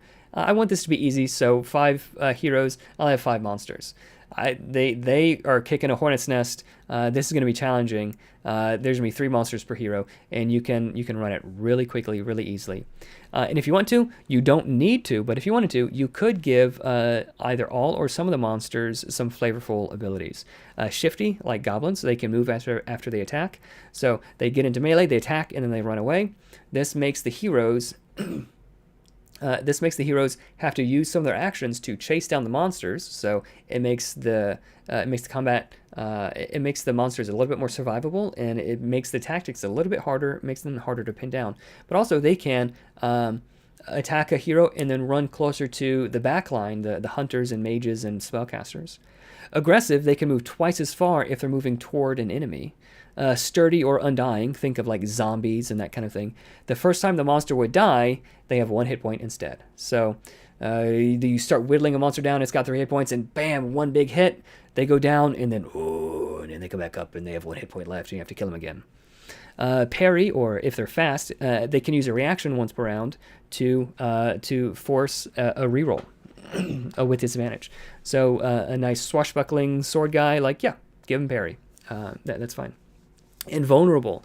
All damage is reduced to 1 until they're crit. So some guy with like crystal armor, tink, tink, tink, all damage, 1 damage, 1 damage, 1 damage, and he's crit, and then the armor shatters, and now they're unarmored, or maybe they have heavy armor instead, or whatever it is. So invulnerable. Flying, give them flying speed and immunity to opportunity attacks, so they can zip in and out. So the berserkers, they have to throw javelins, other people, they have to figure out different things. But if they receive a critical hit, maybe they fall and land prone. Pack tactics, advantage when an ally is adjacent to the target. Retaliate, attacks the first creature who attacks them in melee each round. So whoever attacks me first, I'm going to attack them back. And really quickly, the party will figure out, I'm not going to attack this one. You attack him first, then I'll attack, and then so you can work out things. Little things that are not hard to remember, but greatly change the feel and tactics of the game is what we're going for. Not harder to run, more tactically interesting, and it gives me as the GM more options. Vicious rolls initial die whenever rolling critical damage. Climbing can, so like spiders and things, traverse walls or ceilings. Ranged deals more damage, but only attacks from a distance. So maybe instead of 1d6, it would be 2d6 damage, but only from ranged. So this one is trying to run away. So whenever the melee guys get close, it can't attack them while they're adjacent, so they run away and lets the melee guys get some spicy opportunity attacks off. Formation, armor increases 1 step for each adjacent ally. So if you ever get like a kobold by himself, he has no armor. But if he ever has a buddy, now they both have medium armor. If they ever form a line, all 3 have heavy armor. So all right, we got to start pushing these guys around and separate them because they're blocking for each other, right? Really interesting thing, and I think hobgoblins would work really cool for that kind of thing. Disgusting or venomous or something with heavy blows. Attacks also daze the target. So whenever I land an attack, or maybe you can limit it to whenever I crit instead, whoever gets hit loses an action for that round, so they're dazed. So is some disgusting slime monster or something venomous that's injecting you with venom, or some big strong thing, a giant with a huge mallet, wham! He hits you and like he rocks your world, he rattles your cage, that kind of thing. Again, really flavorful abilities without adding too much complexity. So those are some guidelines. There's a lot more. There's tips for monster tactics as well as encounter design tips and additional GM tips. There's a ton of that. So that is what the GM book is about. Okay, let's see. Wildebran kind of good building guide. Yes. One of the awesome things about how races are set up in Nimble is that it's super easy to homebrew races. Now, basically give one cool racial ability and the rest is handled. Let me show you some more of the races. I don't think we've seen many of the races.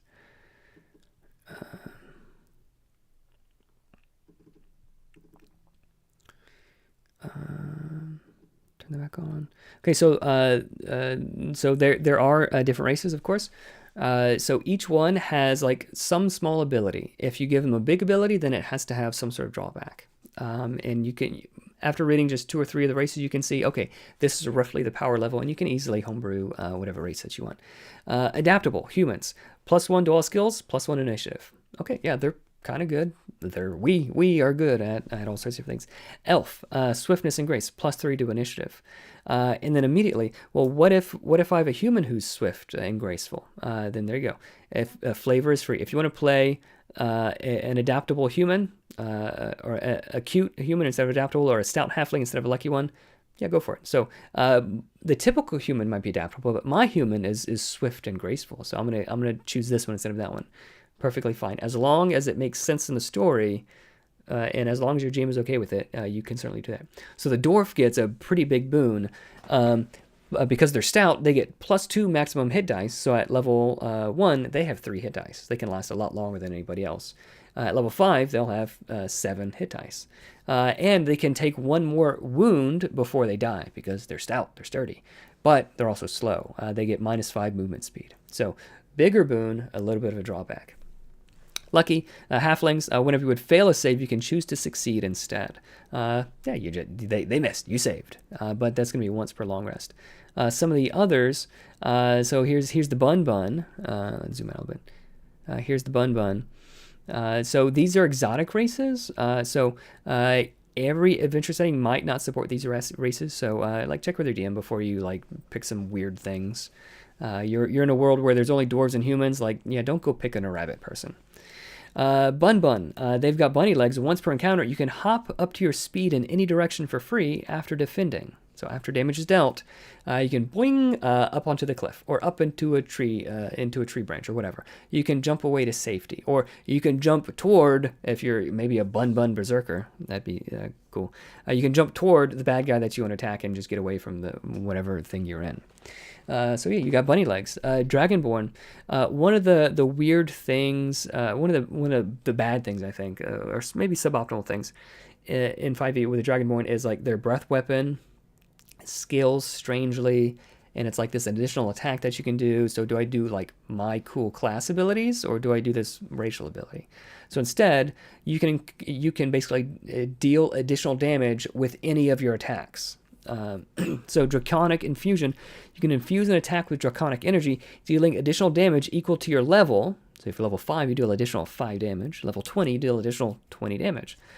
Divided among any number of targets you've damaged this turn, ignoring armor. So if you have a big AoE, you attack 5 different things. At level 5, you can deal 1 additional damage to each one, or you can deal 5 additional damage to one, or you can divide it however you want. So this recharges whenever you long rest or gain the dying condition. So this is the thing you do once, but if you ever get harmed, if you ever drop to 0 hit points, this recharges. You can do it again, or whenever you long rest. Again, flavor is free. I don't want to be a bunny, I want to be a frog. Okay, yeah, frogs have legs. They like to jump. You're a frog folk with frog legs. You can certainly reflavor these things. Kobolds, the cuteness. You can force an enemy to re-roll an attack against you once per encounter. Like once you fool them with your cuteness once, it's not going to work again. They also get +3 to influence with friendly characters because they're cute, and advantage on skill checks related to dragons. Okay, some cool flavorful abilities. Tieflings, they are flameborn. Your neutral save is advantaged instead. So normally each class gets 1 advantage saved, 1 disadvantage save, and then 1 neutral save. So something that you roll as a straight d20 instead of with advantage or without. But the Tiefling gets 2 advantage saves and 1 disadvantage save. So their ancestors didn't emerge from the depths of the Everflame to succumb to minor setbacks, so they're flameborn. But if you wanted to play a flameborn dragonborn, yeah, go for it. That makes sense. Flameborn kobold, maybe not. Or a cute halfling or a cute dwarf, like yeah, maybe. If your DM is okay with that kind of thing, then again, more power to you.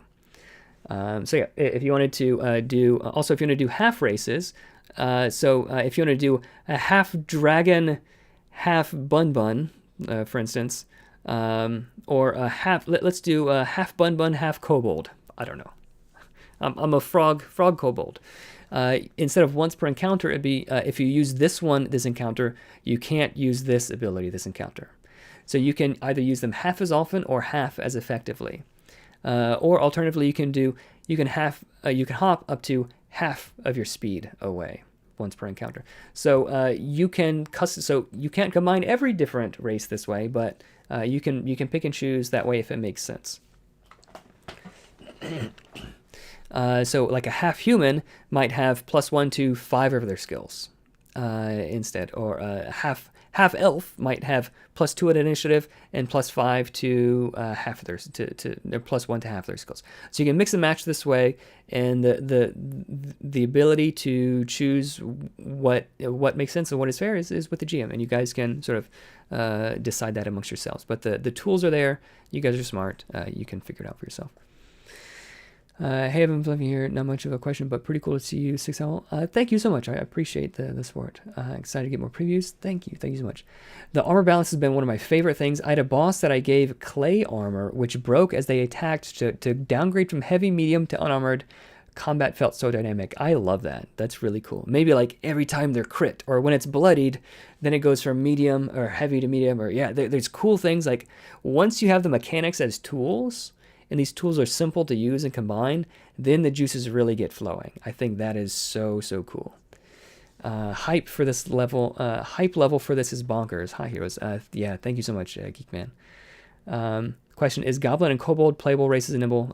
Yes. Yes, they are. Goblins are shifty. They can move 10 feet for free, ignoring difficult terrain, after you become the target of an attack or negative effect. So after damage is dealt, so you get attacked, you can run away, and it might get you out of the range for their second attack. Like, I can't move any further. You've ran away. So goblins will move around the battlefield much more than anybody else. Great for casters, great for ranged characters, great for melee characters. Goblins are cool. They might not fit in every campaign, but they're really cool. How beginner-friendly is the starting adventure? How well does it explain the mechanics of Nimble as you go throughout it? Extremely beginner-friendly. That is the whole point of it. But when I say beginner-friendly, please don't think boring. Like, I don't want to play some tutorial level that's boring. I want to play something that is cool and fun, and I have nice choices to make, and where the story is cool and it's challenging, and I want all of those things. And I want to be able to affect the story, and I'm going to ally with with these guys and not these guys, and now these guys are mad, and I want all of that in the starting adventure, but it needs to be easy to run and easy to understand, even if I didn't read the rule book, because honestly, if you have a party of 5 people, like one person might have read part of the rule book, right? So the whole point is to teach the rules as you play. You can get a group of 5 people who have never played an RPG before and just start. You can hand out the pre-made characters. You want to stab people, you're a rogue. You want to throw fire things, you're a mage. Just hand them out, and you can just start playing immediately. That is the whole point. Even for new GMs, it has the advice as you go, rather than front-loading all the advice. It has the advice as you go. The third encounter might be the first time you have a save, and it explains then, this is what a save is, here's how it works, and blah, blah, blah. Okay, so that is the whole point. I want it to be as easy as possible and as fun as possible to learn it and pick it up and play. So very beginner-friendly. Does converting monsters from D&D still have some problem due to CR method? It has all the positives and negatives of the CR method. So I haven't changed the balance of 5e because if you have, like, if I've got Candlekeep, if I pick like a level 4 adventure from Candlekeep Mysteries, it's going to have level 4 appropriate encounters. So regardless of the CR, like unless you're making custom encounters, you usually don't have to worry about CR. Because if you're new, whatever adventure you have will have the encounters built in.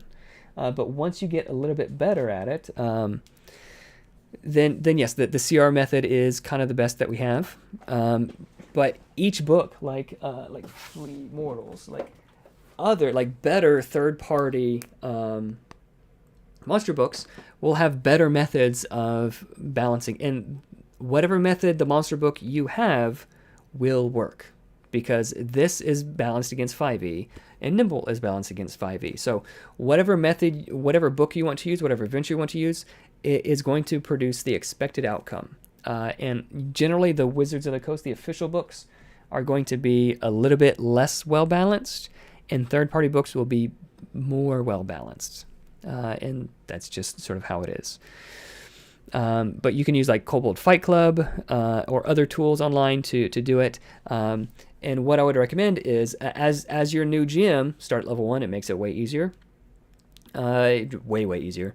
But even if you're doing a level 3 one-shot just to test it out, have encounters where the CR calculator says it's slightly easier than you would want, and then you can just add a couple of minions to get it up to the difficulty that you want if you need to. That kind of thing is much easier to do rather than trying to guess. And also there are tools in the rules to allow GMs to have what are called release valves. If you've overtuned an encounter that's way too hard and it shouldn't have been, there are tools and ways for the GM to get out of that without saying, oh, sorry guys, let's just pretend this encounter didn't happen, and without obviously cheating and without doing these things that make it unfun. There are tools that the GM and the party, the heroes have to deal with that kind of thing. So balance is a huge thing for me. I want it to be the right amount of challenge, and not every encounter needs to be super challenging. The differing kinds of encounters help with context. It's like right when you level up, it's really cool for the GM to give a relatively easy encounter so that the party can tell, like, oh yeah, we're way strong now. Or if they're like kicking a dog they shouldn't be kicking, and then they have a really hard encounter because they're being kind of dumb. That kind of stuff is good. So the CR method, it's notoriously imprecise, but newer monster manuals, newer monster books, third-party monster books, they're way better. And whatever guidance they have, just use with Nimble. So if they say a level 4 party should have this many creatures, just do that, and you should expect it to work. Hey, what about magic items / currency? Do you have any economy stuff in Nimble? I do. There are rules for that in the core rules. Let's see. Let's go down to... there's pricing for all the different kinds of armor and mundane weapons and different things. There's also guidance in the GM guide for a level 1 party is expected to have this much gold. Level 5 party is expected to have this much gold. A level appropriate reward is roughly this much gold, so that you can plot it out much more easily. And there's also different ways to sink gold to use it in a way that feels rewarding, rather than just collecting it and it just sort of sitting on a shelf.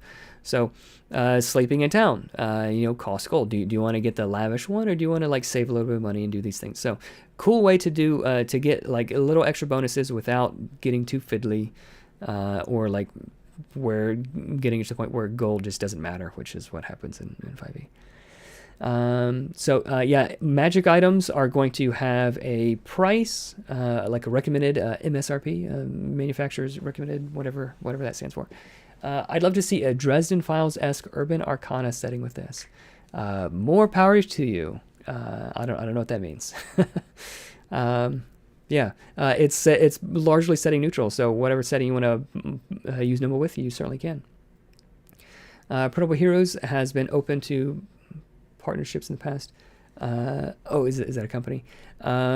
If you know anybody there, feel free to have them reach out to me. I'd love to chat with them. Use the inside of the box in some way, a map, some reference material.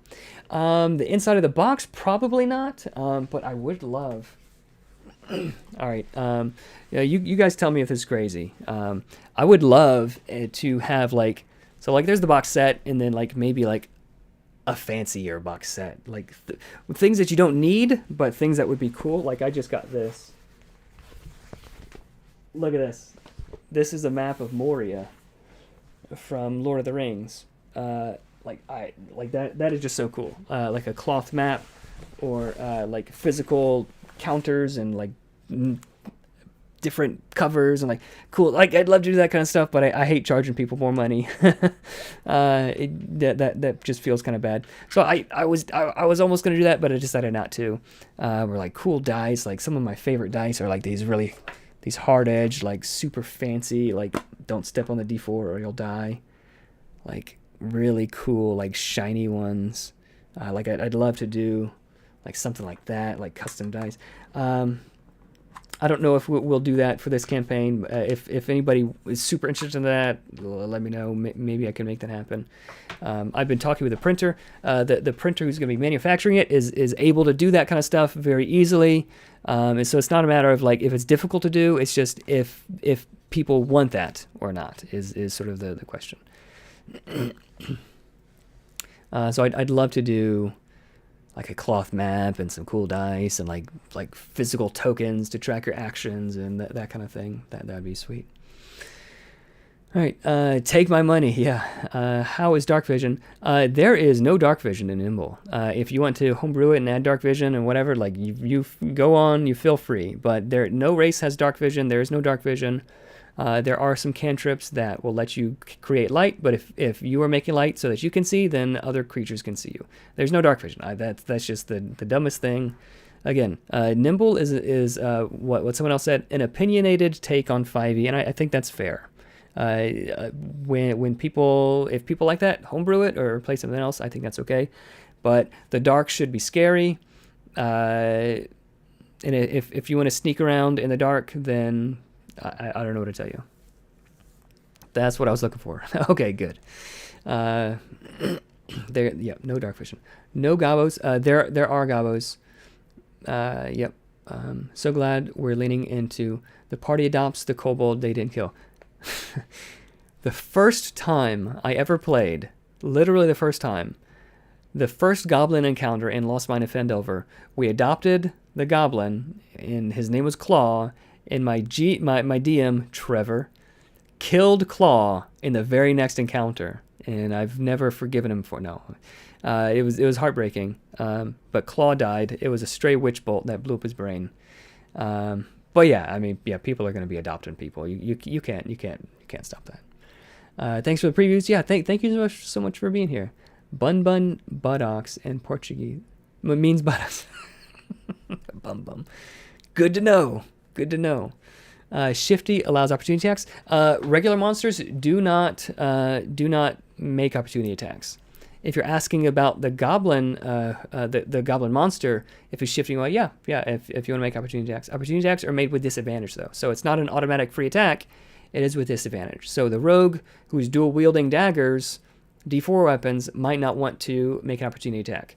The daggers are short, so if the goblin is running away, you have to be really quick to reach him before he runs away. But the barbarian or berserker who's holding his great polearm or two-handed thing, like a D12 weapon, he'll still attack with disadvantage, but it makes sense that he can make opportunity attacks a little bit better.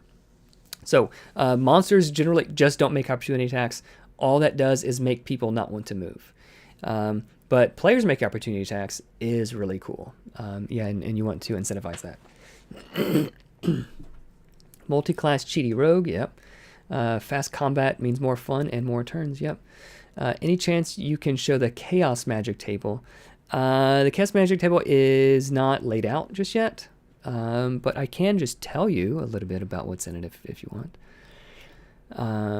Yeah, unfortunately, during the live play that we did, that poor mage rolled only bad rolls. So if you roll a natural 20, the Chaos Mage gets Elemental Overload. You regain mana equal to your intelligence, and up to and that many creatures you choose within 60 feet take int d8 lightning damage. In other words, so if your intelligence is 5, you regain 5 mana, and 5 creatures take 5d8 lightning damage. So really powerful at a 20. If you roll a 17, you gain armor equal to your intelligence, and you can block for free. You get diamond skin. At a 19, it's mighty mana. Your spells, including the one that triggered this effect, are empowered and cast as if you spent 1 additional mana on them. So all your spells are automatically upcast for free. That is until you trigger chaos again, that's for 1 minute, or until you trigger chaos again. So really cool things, really powerful things happen when you roll high, and then like if you roll from like 8 to 12, it's like sort of medium things. And if you roll really low, just some bad things can happen. And at higher levels, the Chaos Mage gets ways to mitigate that. They can roll with advantage, or they can roll twice and pick one, or they can just roll twice and cause both of them to happen. So the higher level Chaos Mages, they're more used to chaos. They can start skewing the results a little bit higher, but it's still chaotic. But really good things happen at high levels with high rolls. Really bad things happen. But most of the things that happen are like cool and interesting, but not devastating either way. For instance, like if you roll an 11 on the chaos table, you are displaced. Displacement. You'll teleport and you'll roll 1d4. If you roll a 1, you teleport to the worst place that the DM chooses. If you roll a 2, you teleport up 30 feet, and then you take falling damage if you can't fly. If you roll a 3, you teleport 30 feet away, player's choice. If you roll a 4, player's choice, you can teleport up to 60 feet away. So you're displaced some random place, and it might be a good place, it might be a bad place. So yeah, those are some of the cool things that happen with the Chaos Mage. I remember you said there were 6 elemental schools of magic, and then a 7th utility school. Ooh, yeah. There are. Can you show some examples of those types? Yes. Let's look at that. That was something I wanted to talk about anyway. Spells. Yeah, so there are arcane cantrips. So they're currently just cantrips. There may be more. So these are general spells that any spellcaster can utilize, though each one has different effects depending on what spell schools the caster knows. If a spellcaster knows more than one spell school and can cast an arcane spell, they can choose any or all of the modes available to them with a single casting. So there's Aethercraft, for example. If you know Fire School, you can generate a single minor visual illusion, but it generates no light of its own.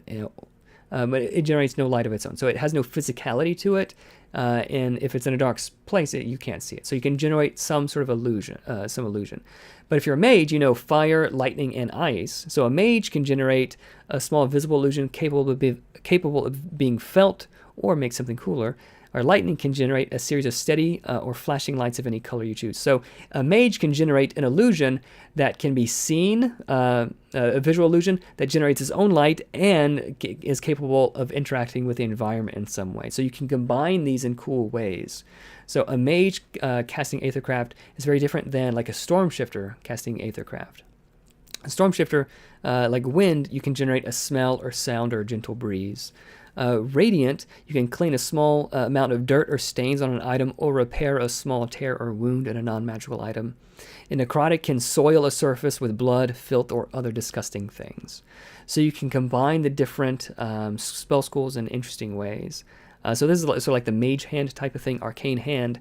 You can ignite a small unheld flammable object near you if you know fire. Cold, you can freeze, thaw, or move a bath-sized amounts of water near you.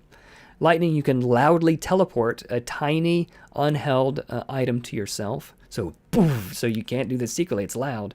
Necrotic, you can dig a grave, a shape, or move a body-sized plot of earth. So you can sort of shape earth.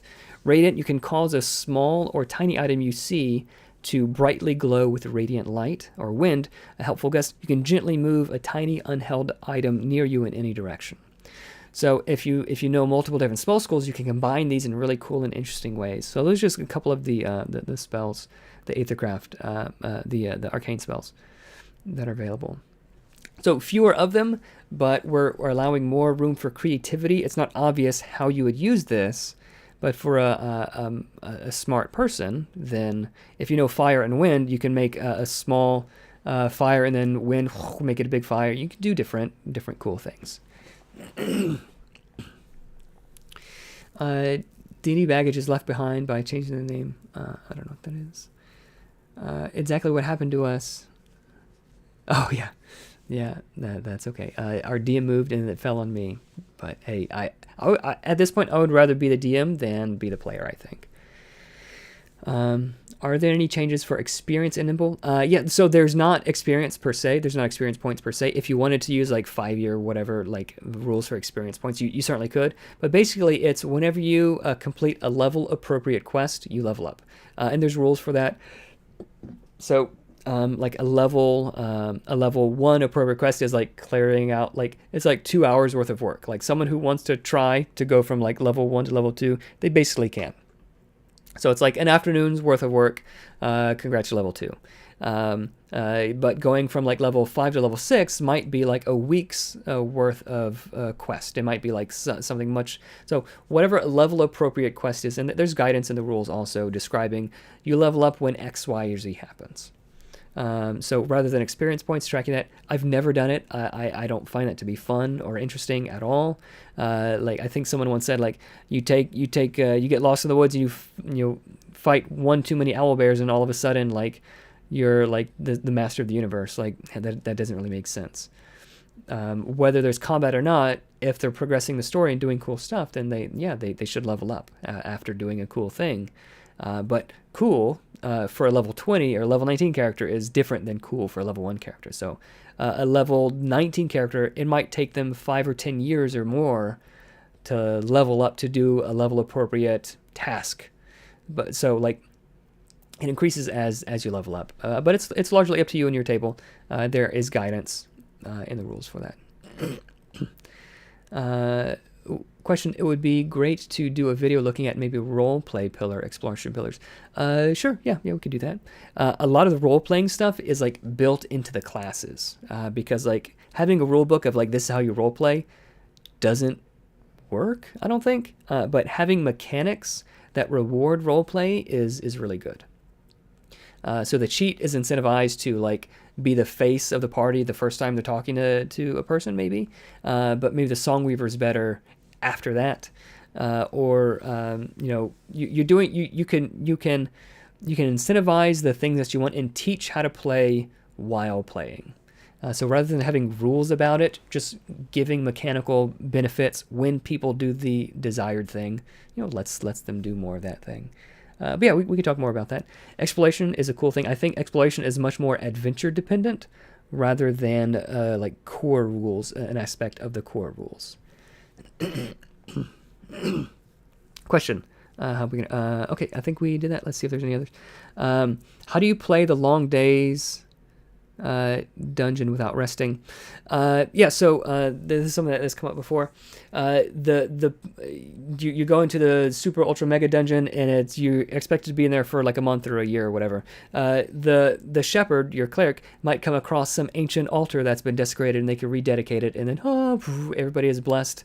With the effects of a long rest. You might meet a party of elves with a secret little hideout, and they're willing to let you rest where they are. A hunter might find some secret hidden mushrooms that allow you to heal and do all this sort of secret stuff. There might be a portal that lets you teleport, like you get halfway through the dungeon. Oh, look, we found this teleportation circle. Lets us teleport back to the town. All right, you're back in town. So basically, the long resting rules, either you can ignore them and just let your party long rest in the dungeon. That's fine if you're into that. But the resting rules is essentially designed, and it's clarified in the latest version of the rules. The point is that the resting is in the hands of the DM or the GM rather than the party, because if you put that power within the hands of the party, I can rest whenever I want. Then even if it's less fun, a lot of tables will rest after every encounter. And you can't fault players for doing the most optimal thing because it's the most optimal thing. So rather than allowing that, you put that power into the hands of the GM so that they can parse out, okay, we need a rest here. They find a secret hidden oasis, blah, blah, blah. So that kind of thing is how I would handle that. You can easily run multi-dungeons and super huge whatevers.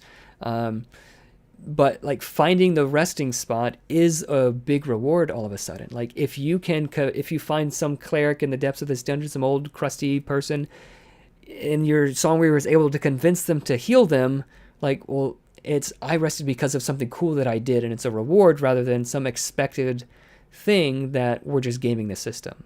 And the GM isn't forced to make some random encounters that everybody knows wasn't going to happen unless we rested, and we don't have to make every encounter some knockdown drag out. There could be some hard encounters, some easier encounters, and it makes it way more fun when your resources start to get low and you have to start thinking about, like, oh, do I want to do this, or do we want to pick a fight when we're low on resources, or do we want to try some different things? The play becomes a lot more dynamic when the DM knows about how many resources they can expect their party to have. And if ever they need more resources, the DM can make sure that happens, essentially. And a good adventure should have that built in, but if you're homebrewing or doing whatever, then you can, it's in your control. Watercraft feedback. Consider removing the example shows wind, pricing, sound, and smell. Yes, so a lot of the things that have not been released yet, expect typos, expect things to be phrased weird. It's written in a way that I personally understand, and not in a final way. So basically I will put down ideas, very raw ideas, and they're there, and then after 2 or 3 people read them, like, pretty much all the typos get taken care of. All of the weird phrasing and unclear, like, all that gets taken care of, but that is further along than where some of the rules are. So the rules, you should expect them to be cool, flavorful, and in the general ballpark, with some typos. And then all of the final tweaking and phrasing and wording and correct spelling, all of that, it comes a little bit later. But I know I do appreciate it, and I will fix typos as they come up. Aethercraft is Nimble's take on prestidigitation. Yeah, essentially. It's a few different spells, but yeah, combining those different things. These are so cool. No long rest dungeon, no dark vision. I sense OSR influence here. I've never played any OSR games, so some of this is just stumbling upon the same ideas, because like dark vision does kind of suck, and it does take a genius to learn that. But yeah, I like a lot of the OSR kind of stuff from what I know about it. I've never played it. I have a lot of the OSR style things, but I've only have so many hours in my day, so I don't get to play as many games as I would like to play. If you have 3 attacks, is this cost 1 AP? Each attack is 1 action. So basically anything you do by default costs an action, unless it says it's free or unless it says it costs more than that. It's an action. Like you do a thing, it's an action. I believe you should do as you start with Nimble. If people want to jump on board with that with bigger pledge, then people jump on board with that. So I do. So pseudo. Tradutor. Are you talking about the premium thing? I don't know. Maybe I'll do that. I host a community TTRPG group in the UK, and we're currently using Nimble V1. One thing we look forward to is having a plain character sheets on the front and the class information on the back. Might be able to do that. Yeah. Well, the classes have all the information over 2 pages. Yeah, so so the book is going to be, so the books are not like giant sized. Like for me personally, these are too big to wield. They're just too big, too big. So the books are this size. So this is I think this is A4 and this is A5 or whatever. So it's half size. So the book is going to be this size. Each class is so each class is basically 2 spreads. So there's like I'll just show you and try to, instead of having to explain it. And let me show you the cool. This is the new. I don't know if you haven't seen it. This is the new Zephyr art. So our take on the monk. The older. This is pretty sweet. So we've got art, big splash page art, information about the class, and then and the next thing is levels 1 to 20, and then in the next page is class options and subclasses. So yeah, each class is 3 spreads. Yeah, I love Mouse Rider. I've played it once, and it was pretty cool. I kept wanting to ask my my mouse party to give me perception checks, but it's a different game. So it's hard to shake the 5e customs that you're used to. Really cool game. A lot of the best ideas in Nimble are inspired by some of the things in Mouse Rider. Our group has been suffering from players not paying attention when it is not their turn. We're excited to try your action point system. Yeah, in V2 it's just actions. So a lot of things have been simplified. So it's actions instead of points because it's twice as fast.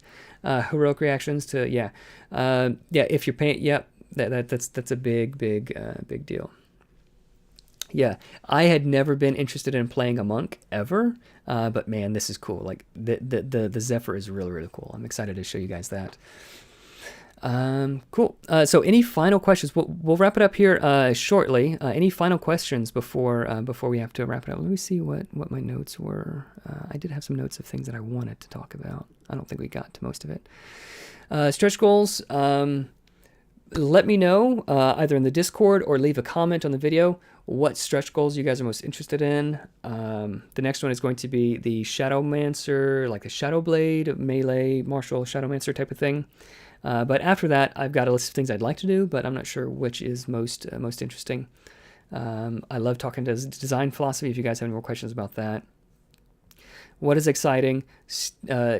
Missing attacks is not exciting. Missing attacks is boring. But the risk of missing attacks is exciting. So that's why that's why a lot of the changes are being made. If someone misses an attack, that was just wasted time. Like no forward progress has been made. So that kind of thing is something I'm keeping an eye on. Each class really has to have its own unique feel. Like it should feel different to play a cheat versus a Zephyr, or a berserker versus a commander. Each should feel different, and even having that class in your party should make your party feel different. Like when one of my parties has an Oathsworn in it, like it is way harder to take down the other characters because the Oathsworn is interposing and doing cool things. Like the party feels way more protected just having an Oathsworn in the party. So like each class should feel unique, both mechanically and flavor-wise. So the Zephyr has mechanics that no other class has. Like no other class gets a bonus when they're damaged, like the Oathsworn does. The Oathsworn wants to get damaged. The Oathsworn wants to get attacked. No other class is as fast as the Zephyr. The Zephyr can do such cool things, and it feels fast. The mage can, like every other spellcasting class, only knows 1 or 2 spell schools. The mage gets 3 and can learn spells from a 4th. So they can make combinations and do things that no other class can do. And every time they roll initiative, every time they get in combat, they get some of their mana back too. So they never run out of the resource completely. So each class feels really unique. The commander, how they can like shout orders at their party, and they can they can help their party do other things that no other class can do. The Songweaver is nuts. The Songweaver is just the Songweaver is absolutely nuts, and in a good way, and I love it. I love the Songweaver. I'm really excited to show you guys that one. So that's classes. Everyone is unique. Everyone should be easy to understand, quick to pick up, really give you a good flavor of it without being overly complicated and fiddly and stupid. I shouldn't be annoyed with, like, if you are playing a druid and you're summoning 50 dudes in 5e, like, that sucks for me. I don't want any other class to make the rest of the table feel bad. Spells and abilities. We went over some of the spells. Maybe next time we'll go over some of the other things. Items. We didn't get to cover a lot of that.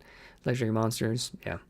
I thought we would be able to talk about all these things, but I guess you guys got me sidetracked with a lot of these questions. Great questions.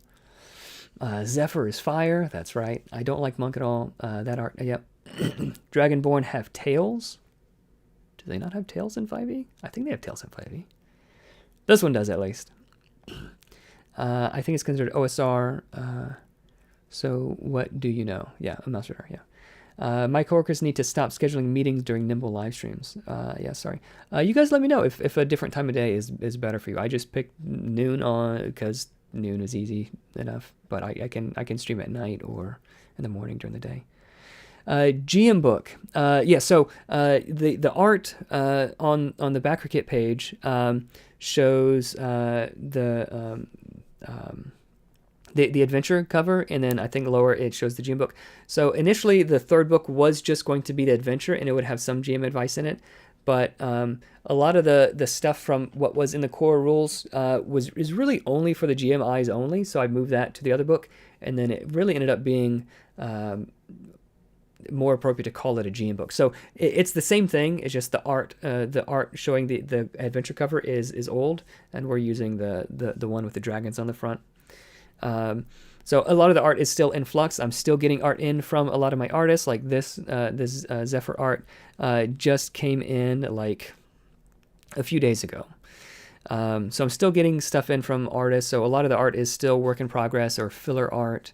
But yes, the third, so we have the core rules that everybody can read if they want to. The class is really just for the players.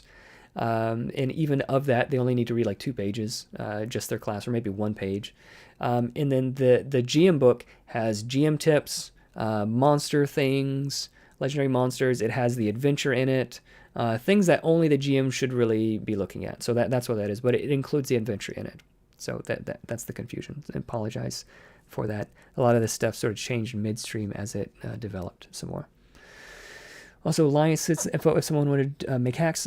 Basically, what I'm leaning toward, probably going to do something like a Shadow Dark license. And from what I understand, it's basically do whatever you want, just don't claim endorsement. That said, if you do something, I would like to hear it. And I'd be happy to like share it with people and maybe put a link on the website. So you don't have to get approval to do things. Like how much you could reproduce from the book, I'm not sure. Like I still have to figure that out. But I want it to be as open as possible. I want people to make adventures for it. Like you don't need to. Any 5e adventure would work. But if someone wanted to make like a Nimble specific thing, do it. Yeah, more power to you. That'd be super, super cool. So I want it to be as open as possible. Stretch goals, more monsters. Okay, cool. Geek Man Cave, is that more legendary monsters, or do you want to see like just more regular monsters? The adventure will have regular monsters in them, like goblins and treants and different plant things. Those are going to be the 2 factions. So the adventure will have all the monsters you need. You don't have to reference any other books. But do you want more like regular monsters, just for instance, or do you want some more legendary monsters? Stretch goals, as many classes as possible. Yeah, out of all the stretch goals, that will take the most effort. But once I started noodling on a Scion class, like I think a Scion class would be really cool, or an Artificer class.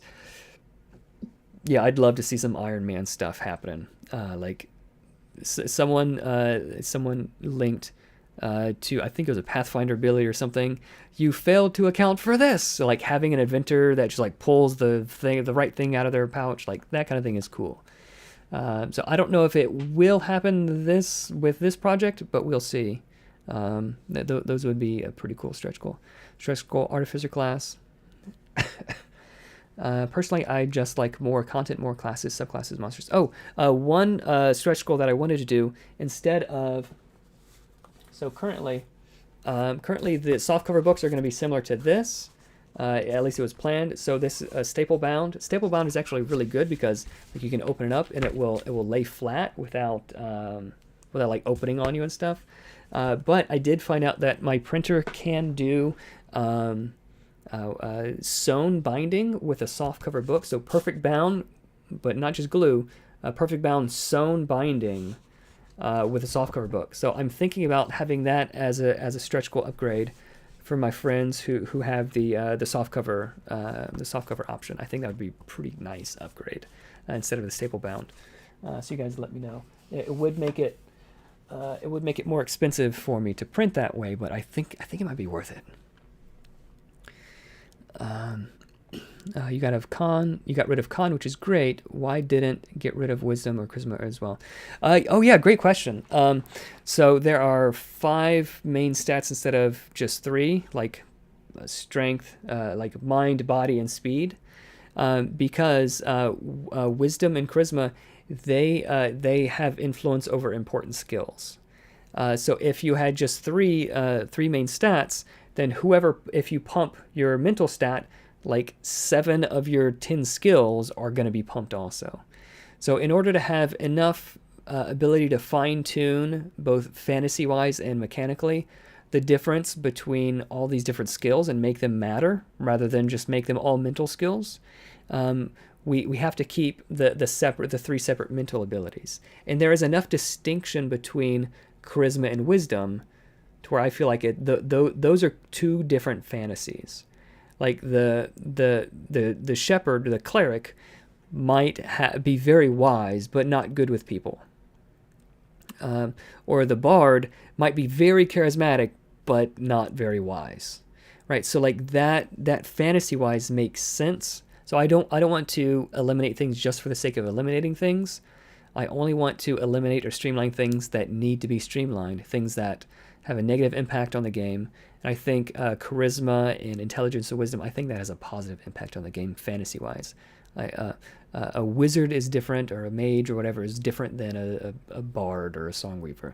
Those feel different, even though they have high mental abilities.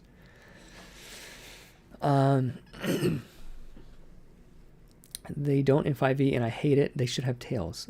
Are you sure? Talking about the Dragonborn. Oh yeah, they don't.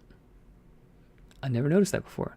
A lot of the fan art has Dragonborn have tails. Yeah, they should have tails. That is weird. Just popping in to say I wish you the best in this. I looked at the rules and I'm excited for this to come out. Very cool. Thank you so much for popping in. Just want to say I'm so happy to have an artist made illustrations. Yeah, I'm an artist myself. I do more like cartoony type of stuff, so I'm not able to do some of the really cool art. But yeah, I love to support artists and writers. I've many thousands, maybe tens of thousands of dollars has gone into the art. A lot of money. So almost all of the budget has gone into art. When I think that's a cool thing because art is a big part of it. Wow, great, all in one. Legendary monsters, cool. Strahd, Dennis. I don't know what Strahd. I know that's a dude. I love the fantasy of having a lot of diverse classes. It really scratches my brain in a good way. Yeah, I really like a card slash deck mancer type of classes. Okay. Crafting rules probably won't have crafting rules in this. That's just a little bit too far from what we're going for. Maybe as an expansion or something down the road. I'm not sure. But each adventure should have like neat like interesting magical items and things and that kind of stuff. And like if you wanted to craft stuff, you could use the existing rules with your GM to like make cool things. So it's not impossible to do that. You would just need to like you could use the existing rules to do a lot of that stuff.